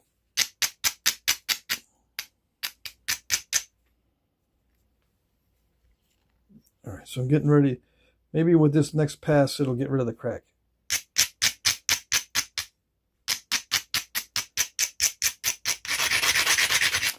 And once I get rid of the crack, I'm already thin enough in the middle. I just need to refine the ends. And that'll be it. And put notches in there. Once I get rid of that crack, I can do some more percussion flakes if I need to. But I cannot do any percussion flakes with that crack in there. Unless I want to risk it. I don't want to risk it. I might risk it with something that's less expensive. But not with this one.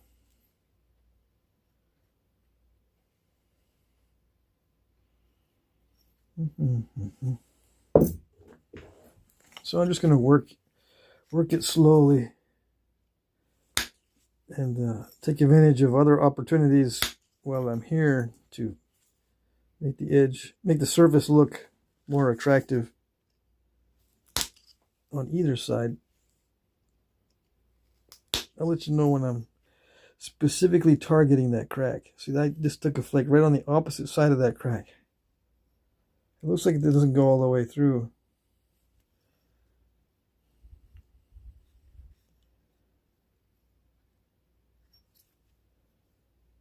But it does go pretty deep. Unfortunately.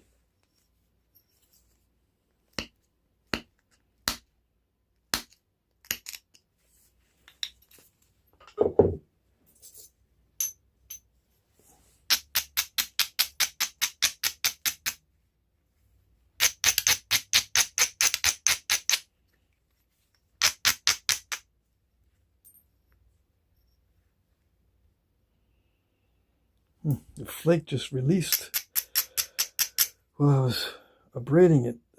Sometimes that's not a good sign.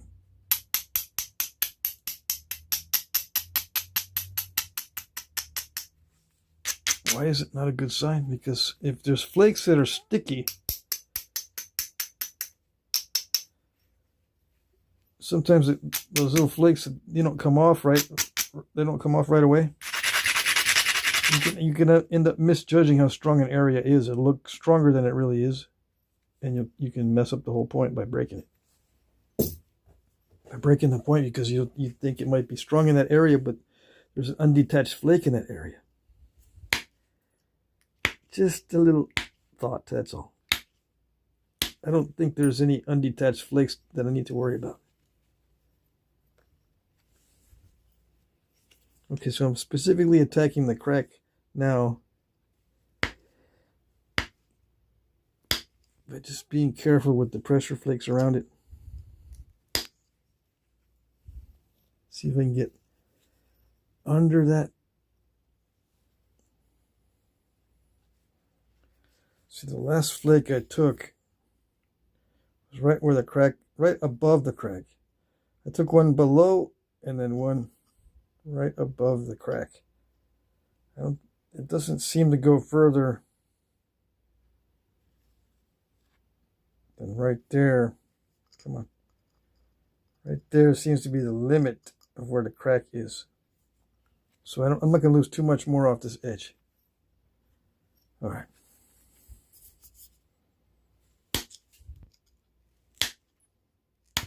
But yeah, for symmetry, I'm going to work on the whole edge.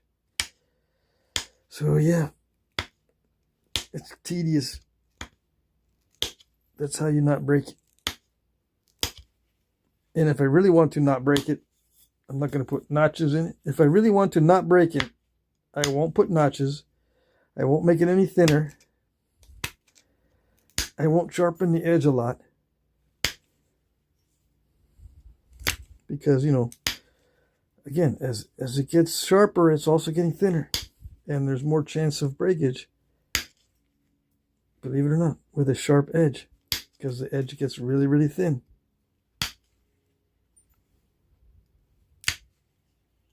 Etc., etc. All the things that are cool are the things that can cause it to break. So if you don't want to break it, don't do anything cool. That's the rule.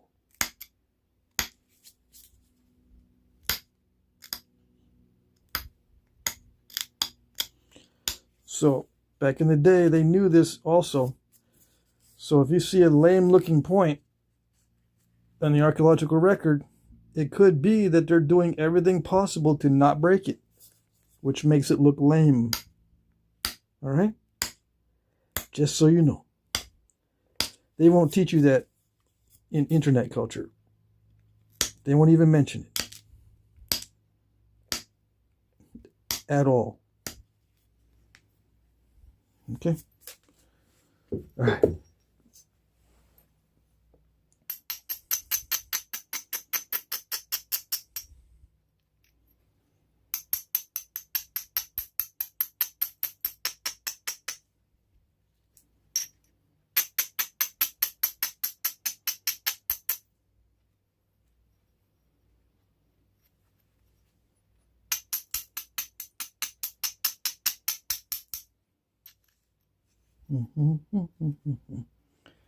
So yeah, I carefully knap the edge. I think that crack is now gone. All right, so I can resume what I was doing before. I'm not afraid to take a few more percussion flakes. I'm pretty sure that's taken care of. I can do one more pass. A few more flakes in that area, but I think it's okay. Maybe one more, just to check it out, see if that crack is totally gone. It's a little bit lumpy right there anyway.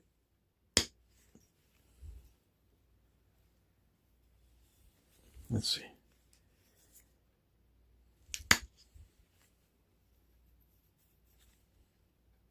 I think it's gone.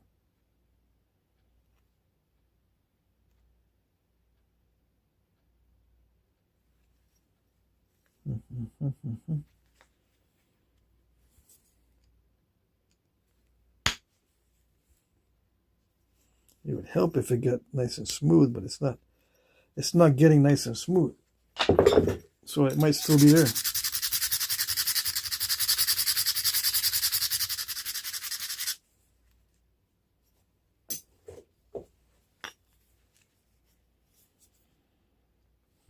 No.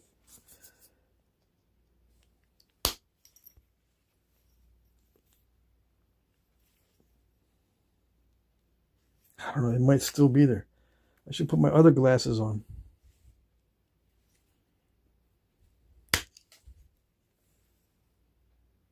Because I'm still encountering a resistance to the flaking. Right there, see that? It might still be in there. Now that's not too bad. I don't think that's part of the crack, but I think the step fracturing. All right, focus. I think the step fracturing in that area is just a remnant of where the crack used to be.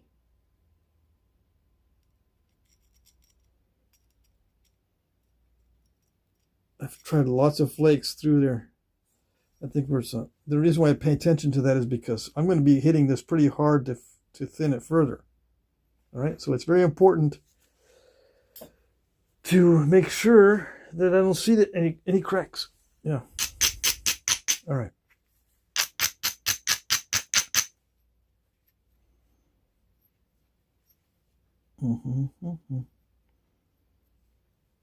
Yeah. Sometimes I wonder if it's actually worth it going into detail, because I see a lot of people leave. As soon as I get into the weeds with this and show you the nitty-gritty details, everybody, well, not everybody, a lot of people leave. So I don't know if I'm wasting my time or what. Seems like I waste my time if everyone leaves when I get down into the nitty-gritty stuff.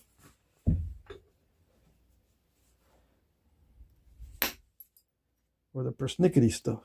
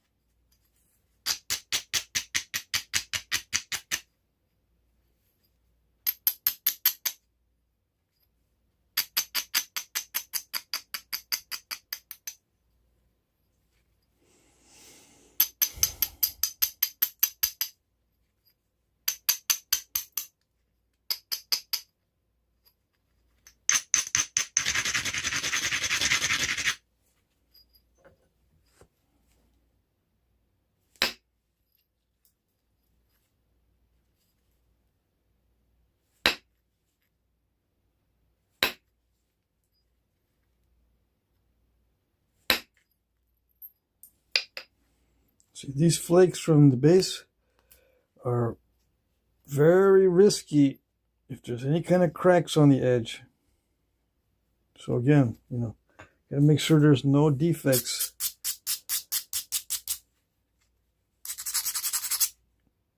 I like those bold flakes from the base, but they're risky.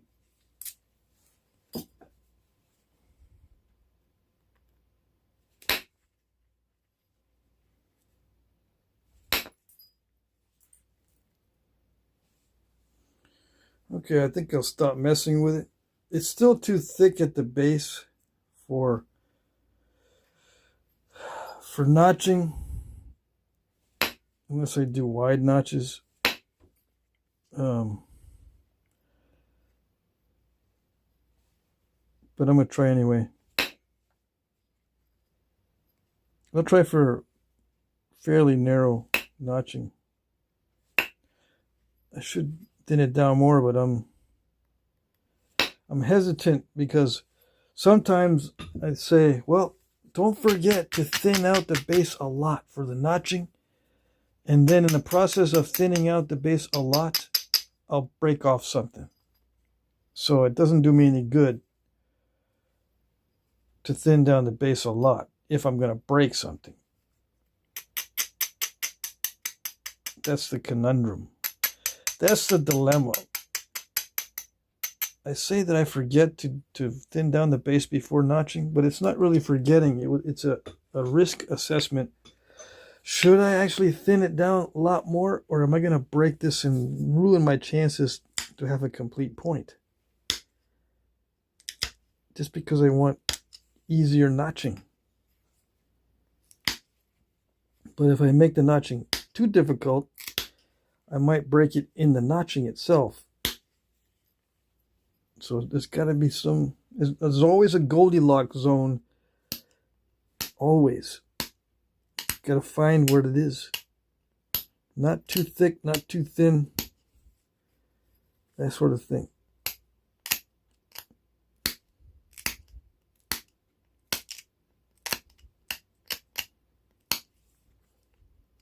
So this is just straightening the edge, because I hadn't done it on this side yet. I did it mostly on the other side just to take care of that crack. And it would have been wider if that crack had not happened, because I can run flakes across this pretty easily. Yeah, it's a high quality heat treat. So the width was not a problem. It was that crack, that unexpected mistake. That was the problem.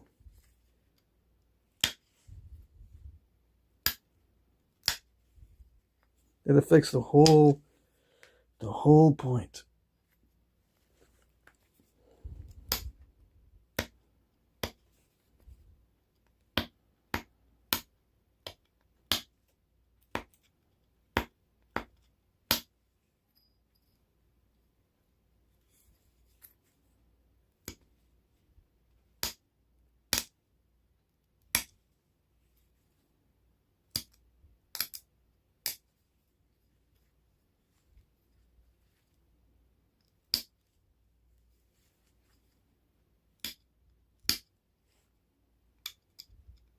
The reason why I'm over on this side is because a lot of times the camera will focus on my thumb or something, and right when I'm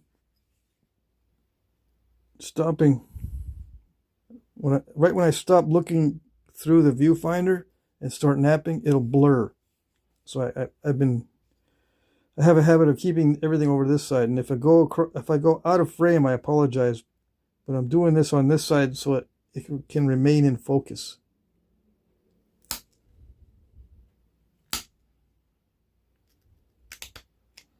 And if it goes out of focus as I'm pressure flaking, that's just something that is unavoidable with the camera. I cannot use a manual focus on a live stream.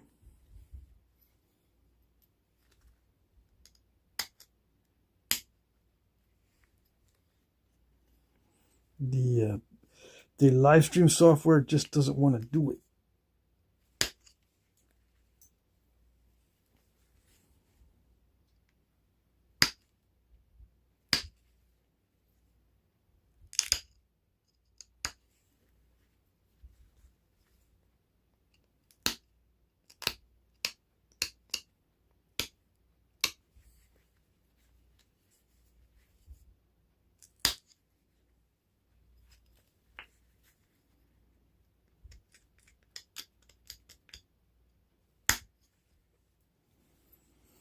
Okay, so it's time for notching. It's already 2 hours, but I'm going to try to notch this. Yeah. In order to not break it, I should not notch it. If you want to see how not to break it, that means no notching for you. If that's what you want to see. If you want to see how not to break it, then watch me not notch it. Yep.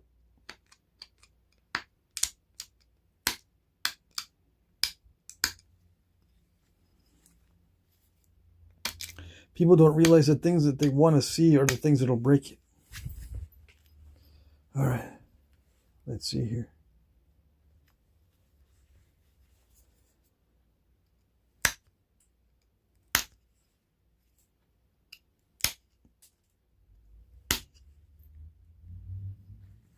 Okay, let's notch. So I'm going to use the steel for notching. Oh, yes. Okay, so let me see. What I normally end up doing is a northern side notch because that's just the easiest. Or a multi-notch. But I don't feel like doing a multi-notch.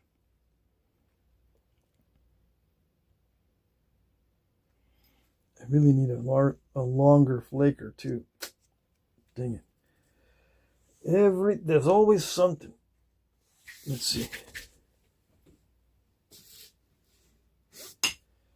I have a longer copper.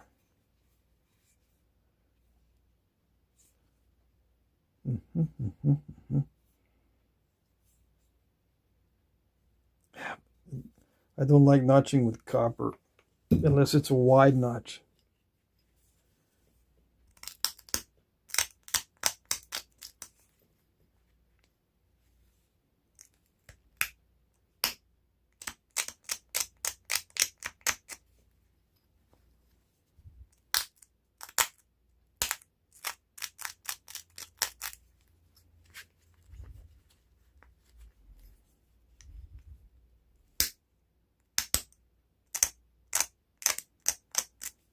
So it's just a process of popping the flakes out and then grinding.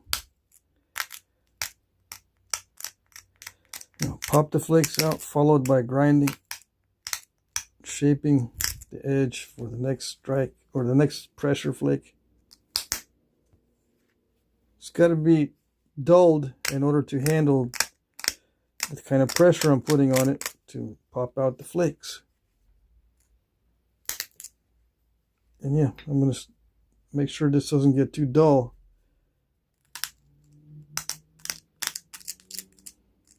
As this gets duller and more rounded on the, or with a burr on the end, it gets more difficult to push out those pop out flakes.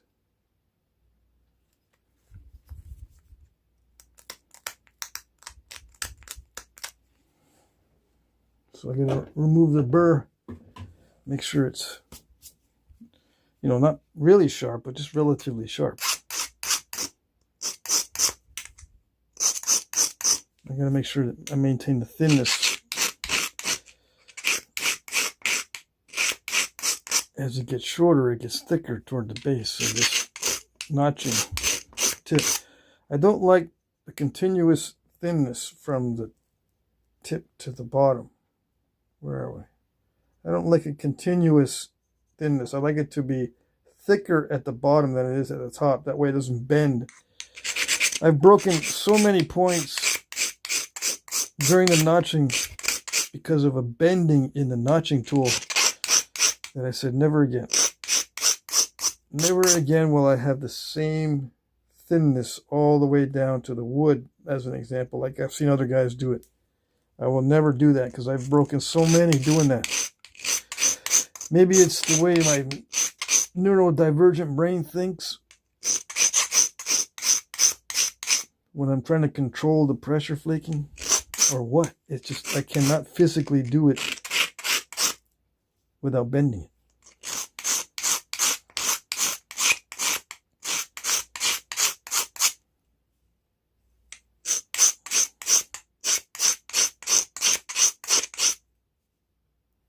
Okay. So yeah, I grind the end of this according to my own physical abilities. of what I know, what I can and can't do.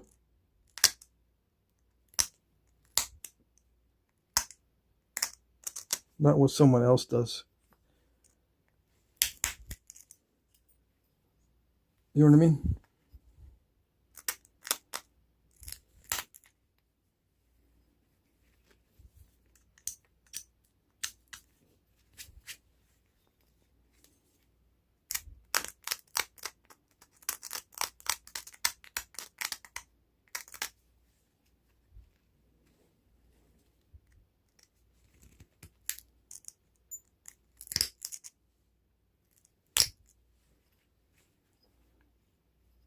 It's starting to stall a little bit.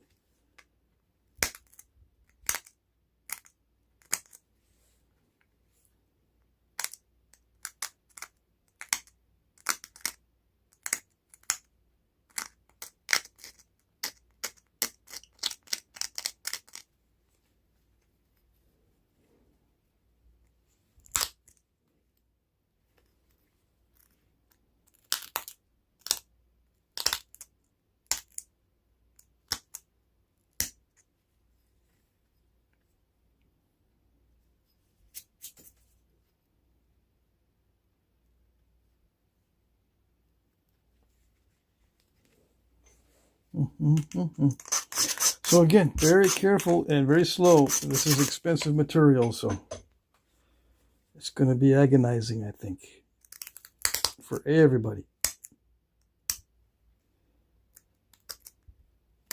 And this is not even the challenging stuff, right? The one that was hard to nap, I didn't even try napping it. This is the easiest one to nap, and it's still going to be agonizing. Because I don't want to break this.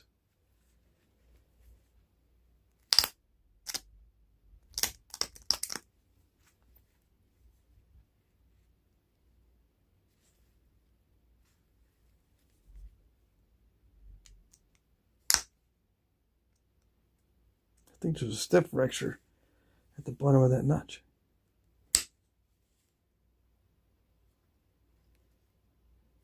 If that is the case, I'm going to stop right there before I continue.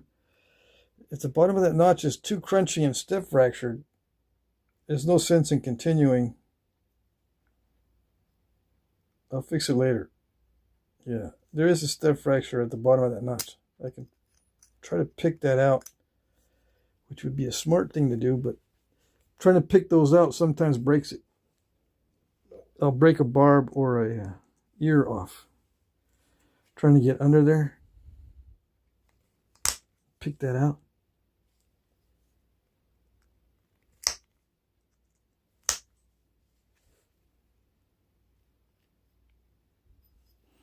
Let's see.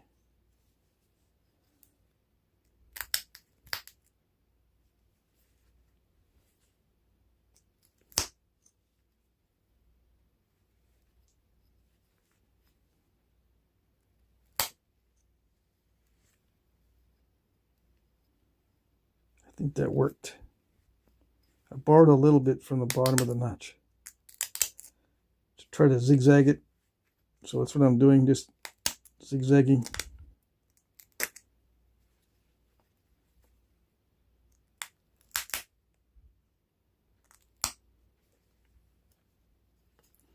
So yeah, that's as far as I want to go. Yep.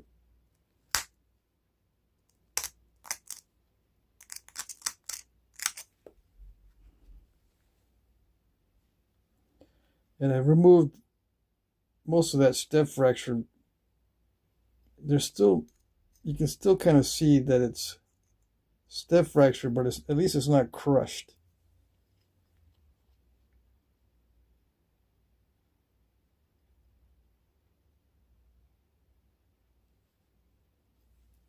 See that? You can still see that there's a step fracture there, but at least it's not crushed. Yeah. Okay, so let's do the other side.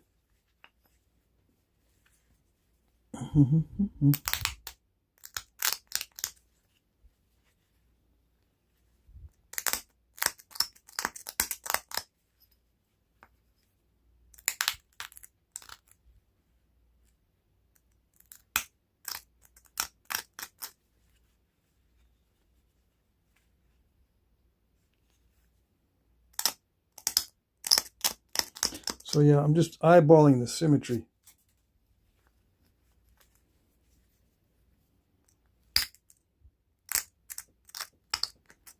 And I'll expand the notch either up or down depending on what I can see as far as symmetry goes.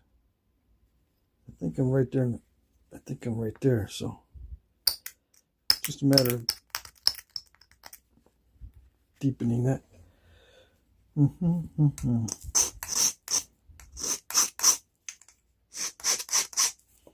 There are other ways to notch. I just prefer to crunch in and do it horizontally instead of vertically. You can, I've seen where they punch or they press vertically. This requires a whole different set of muscles that I haven't practiced with. But you can sit there and you can go and pop these out like this. I think Roy Miller has a video on that where he was doing flint ridge like this. But I tend to break off the barbs or the ears when I'm like this. It's too far away from my view.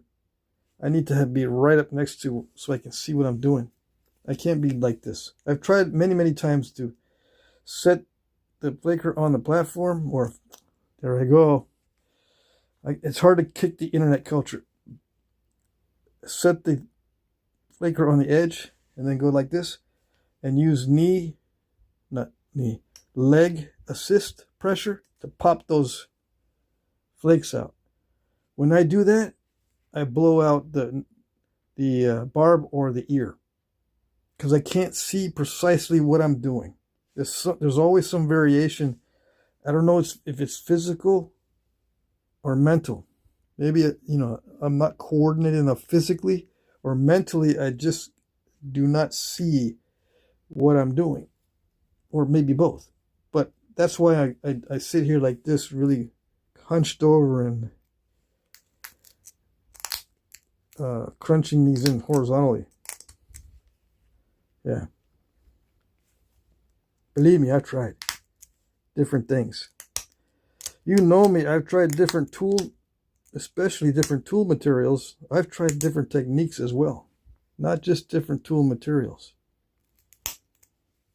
Yeah. I've tried dozens of other techniques. I've seen them.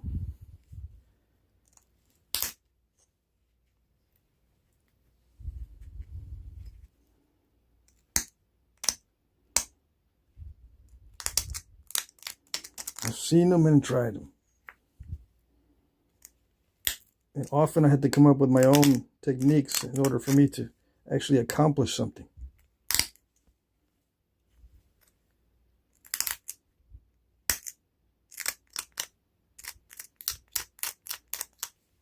Alrighty? Alrighty.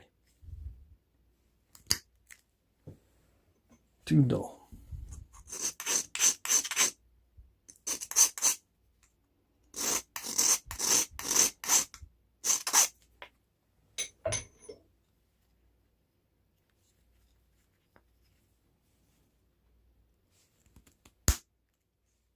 Yeah, like that.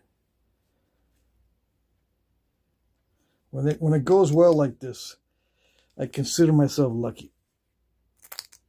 I cannot do that with, like for instance, like doing it this way. I can't pop those out doing it this way. Like, I know it's physically possible. I've seen it done, but I can't do it.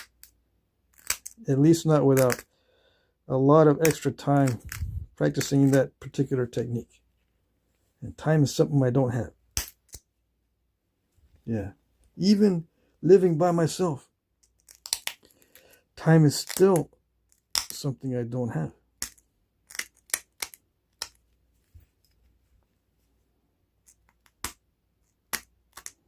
I don't have it in a great abundance. Let's put it that way. I do have time, but not in great abundance.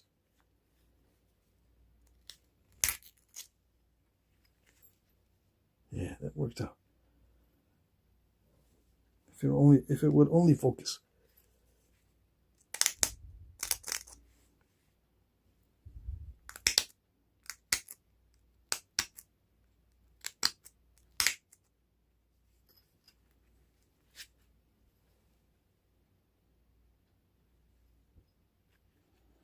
Bottom of the notch is not crushed.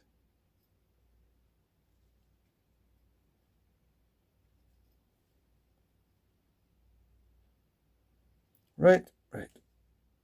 Okay. So yeah, I guess I can, all that's left to do now is sharpen it. And make it look a little prettier.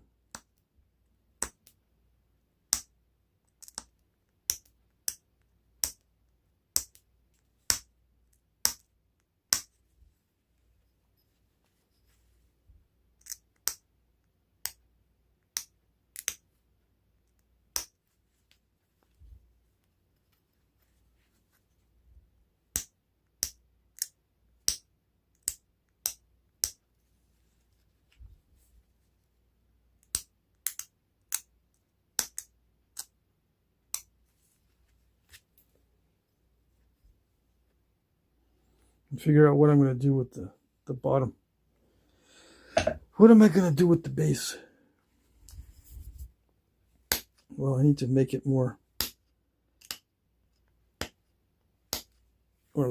straight or less wonky. Yeah. I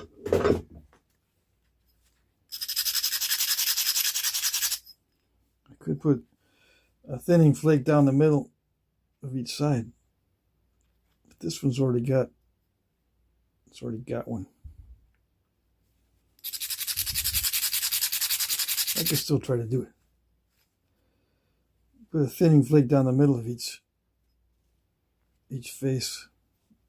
And put a little bit of concavity in that base.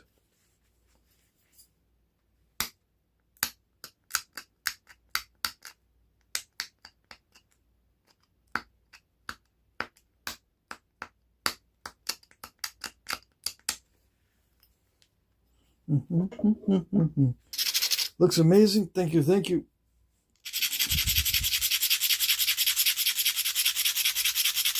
I'm glad it does. Let's see here.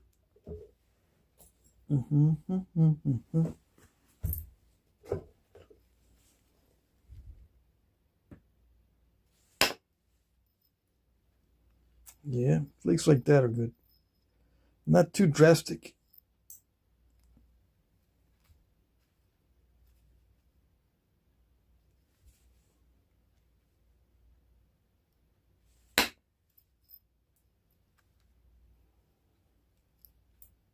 Yeah, like that. Put a couple of these on each side and we'll be done. Except I didn't sharpen the blade fully. It still needs to be picked at to get rid of dull spots and to thin down the tip. But what I'm going to do is I'll run a couple of flakes or one flake on this side just to thin down that stem a little bit. Okay? All right.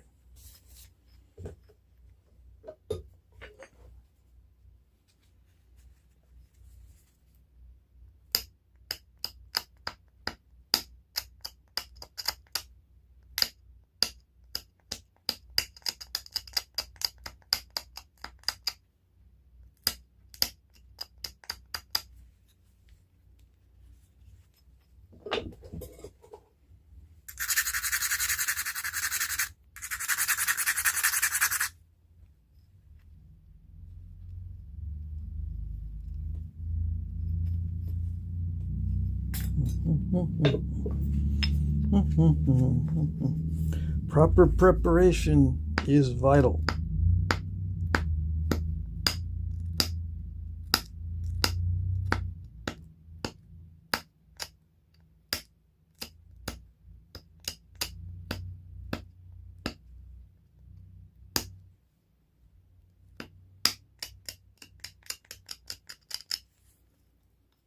Yeah.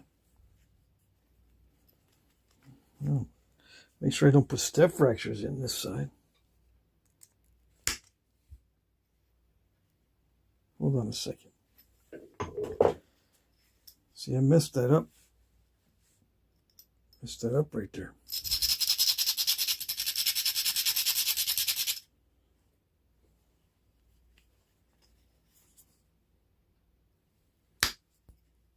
Okay.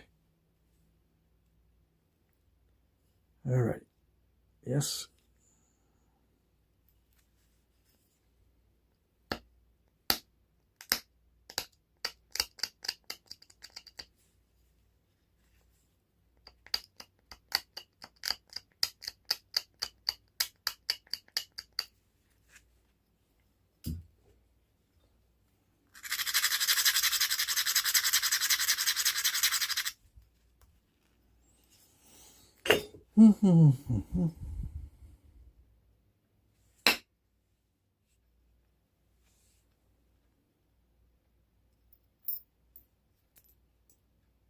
Yeah, like that.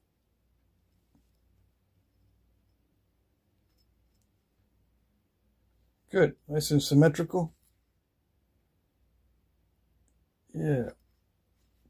Good.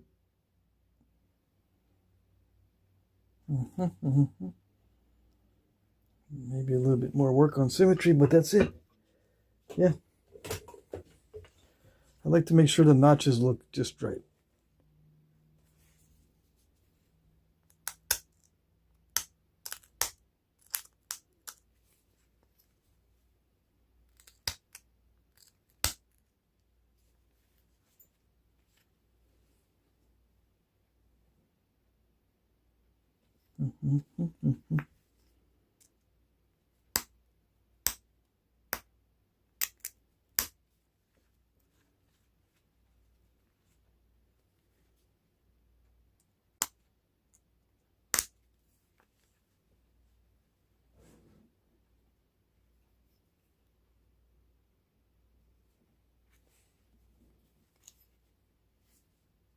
I can't see.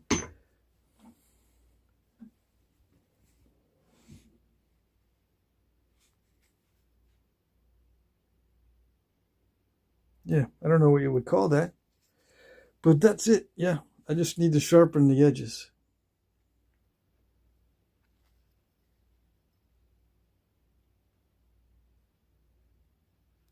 And thin down this tip a little bit more. Tip's still a little thick. But I'll do that off camera because it's kind of nerve-wracking because the tip is the hardest part for me. Then, you know, you might think the notching is the hardest, but no, it's the tip. I break more tips than anything else, and that's what really bugs me. If I make a mistake. All right. So, yeah. I'm glad it did not become too much of a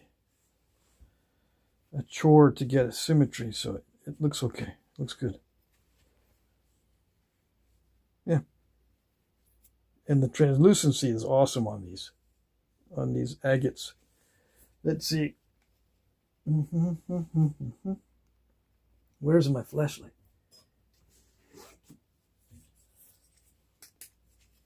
Yeah.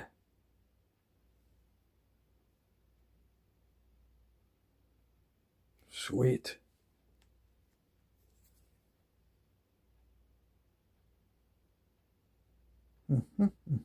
Yep. All right. So, yeah, I'm going to check the chat and say goodnight. Check the chat and say goodnight.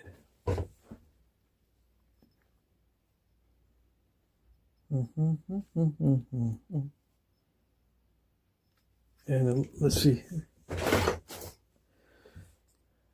Yeah, it fits the haft pretty good. Yeah. Any one of these.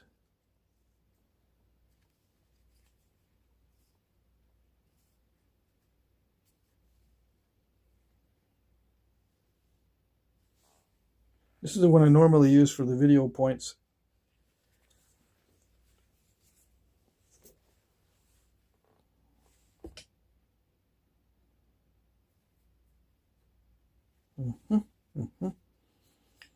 But it can be used on this one too, I bet you. Yeah.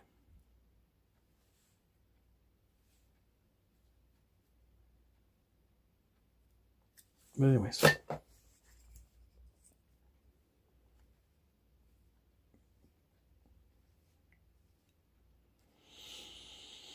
Yeah. What a relief. Yep. I'm going to go to sleep right away, hopefully. Yeah. I'm glad I slowed down toward the end because, yeah. That crack on the side was a surprise. Okay, so that's it for tonight. I'm going to say good night after I check everything. Alrighty. So you got to see how it looks. Everything went okay. After all, we cannot do, right? There's try or try not. There is no do. So if it actually becomes successful, it's so nice. Yep. And there's no step fracturing on the surface that I can see, right? Just little boogers here and there, but no major step fracturing. It's all random flaking, but there's no major step fracturing. Just little boogers every now and then. Yeah. Okay. And when you see it next, I'll have a better tip on it. Yeah. I won't go too crazy. It'll be the same basic shape. All right. What am I missing? Nice work. Awesome. Thank you. Thank you. Learning has occurred. Thank you. You learned something? Pat's gonna see me in the chat. I'd be like, I gotta get out of here, says just a random Bigfoot. Alrighty, Ross says he likes it. Hey, Mikey, he likes it. Yeah. That's from a commercial. When I say, hey, Mikey, he likes it, that's from a Life cereal commercial. In case you don't know, some of these guys are young in the chat. Yeah. So, yeah, that's it for the finished piece. In case some people are just now joining us. I can see that the numbers went up. Okay, let's see. Looks like the notch on the orange side could go deeper to match the white side. Yeah, they could. You're right about that.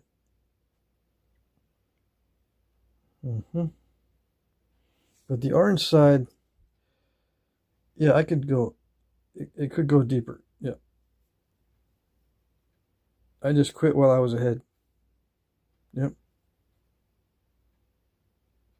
See, because I like the notches not crushed on the bottom, so I just stopped. Yeah. The one on the orange side is smaller as far as a notch goes than the one on the lighter side.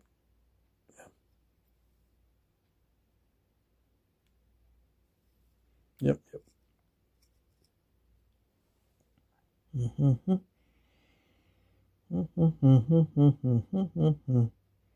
Who's asking to be a moderator? Let's see. Matt. Let's see.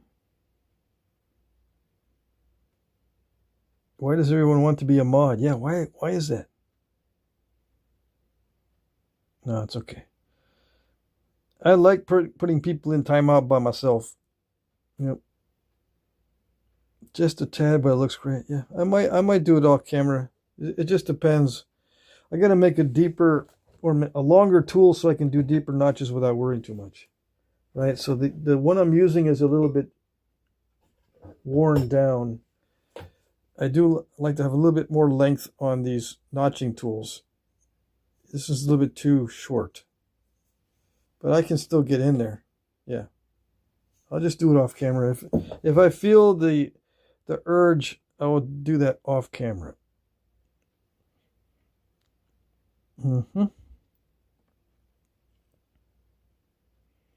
Is that it? No more questions?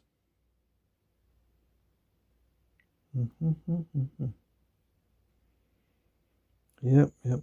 Good convexity. I tried to maintain good convexity. I'm actually pretty tired. I don't know why. All of a sudden, I felt like a wave of tiredness come on as I was doing the notching. Yeah. Let's see.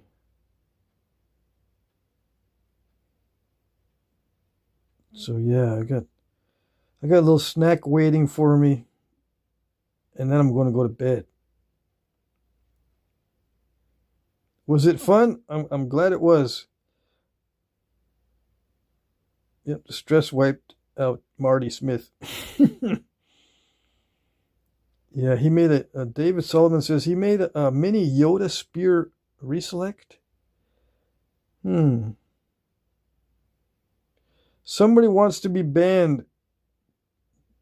That's funny. Okay, so that's it. I'm going to say good night. Thank you, everybody, for participating.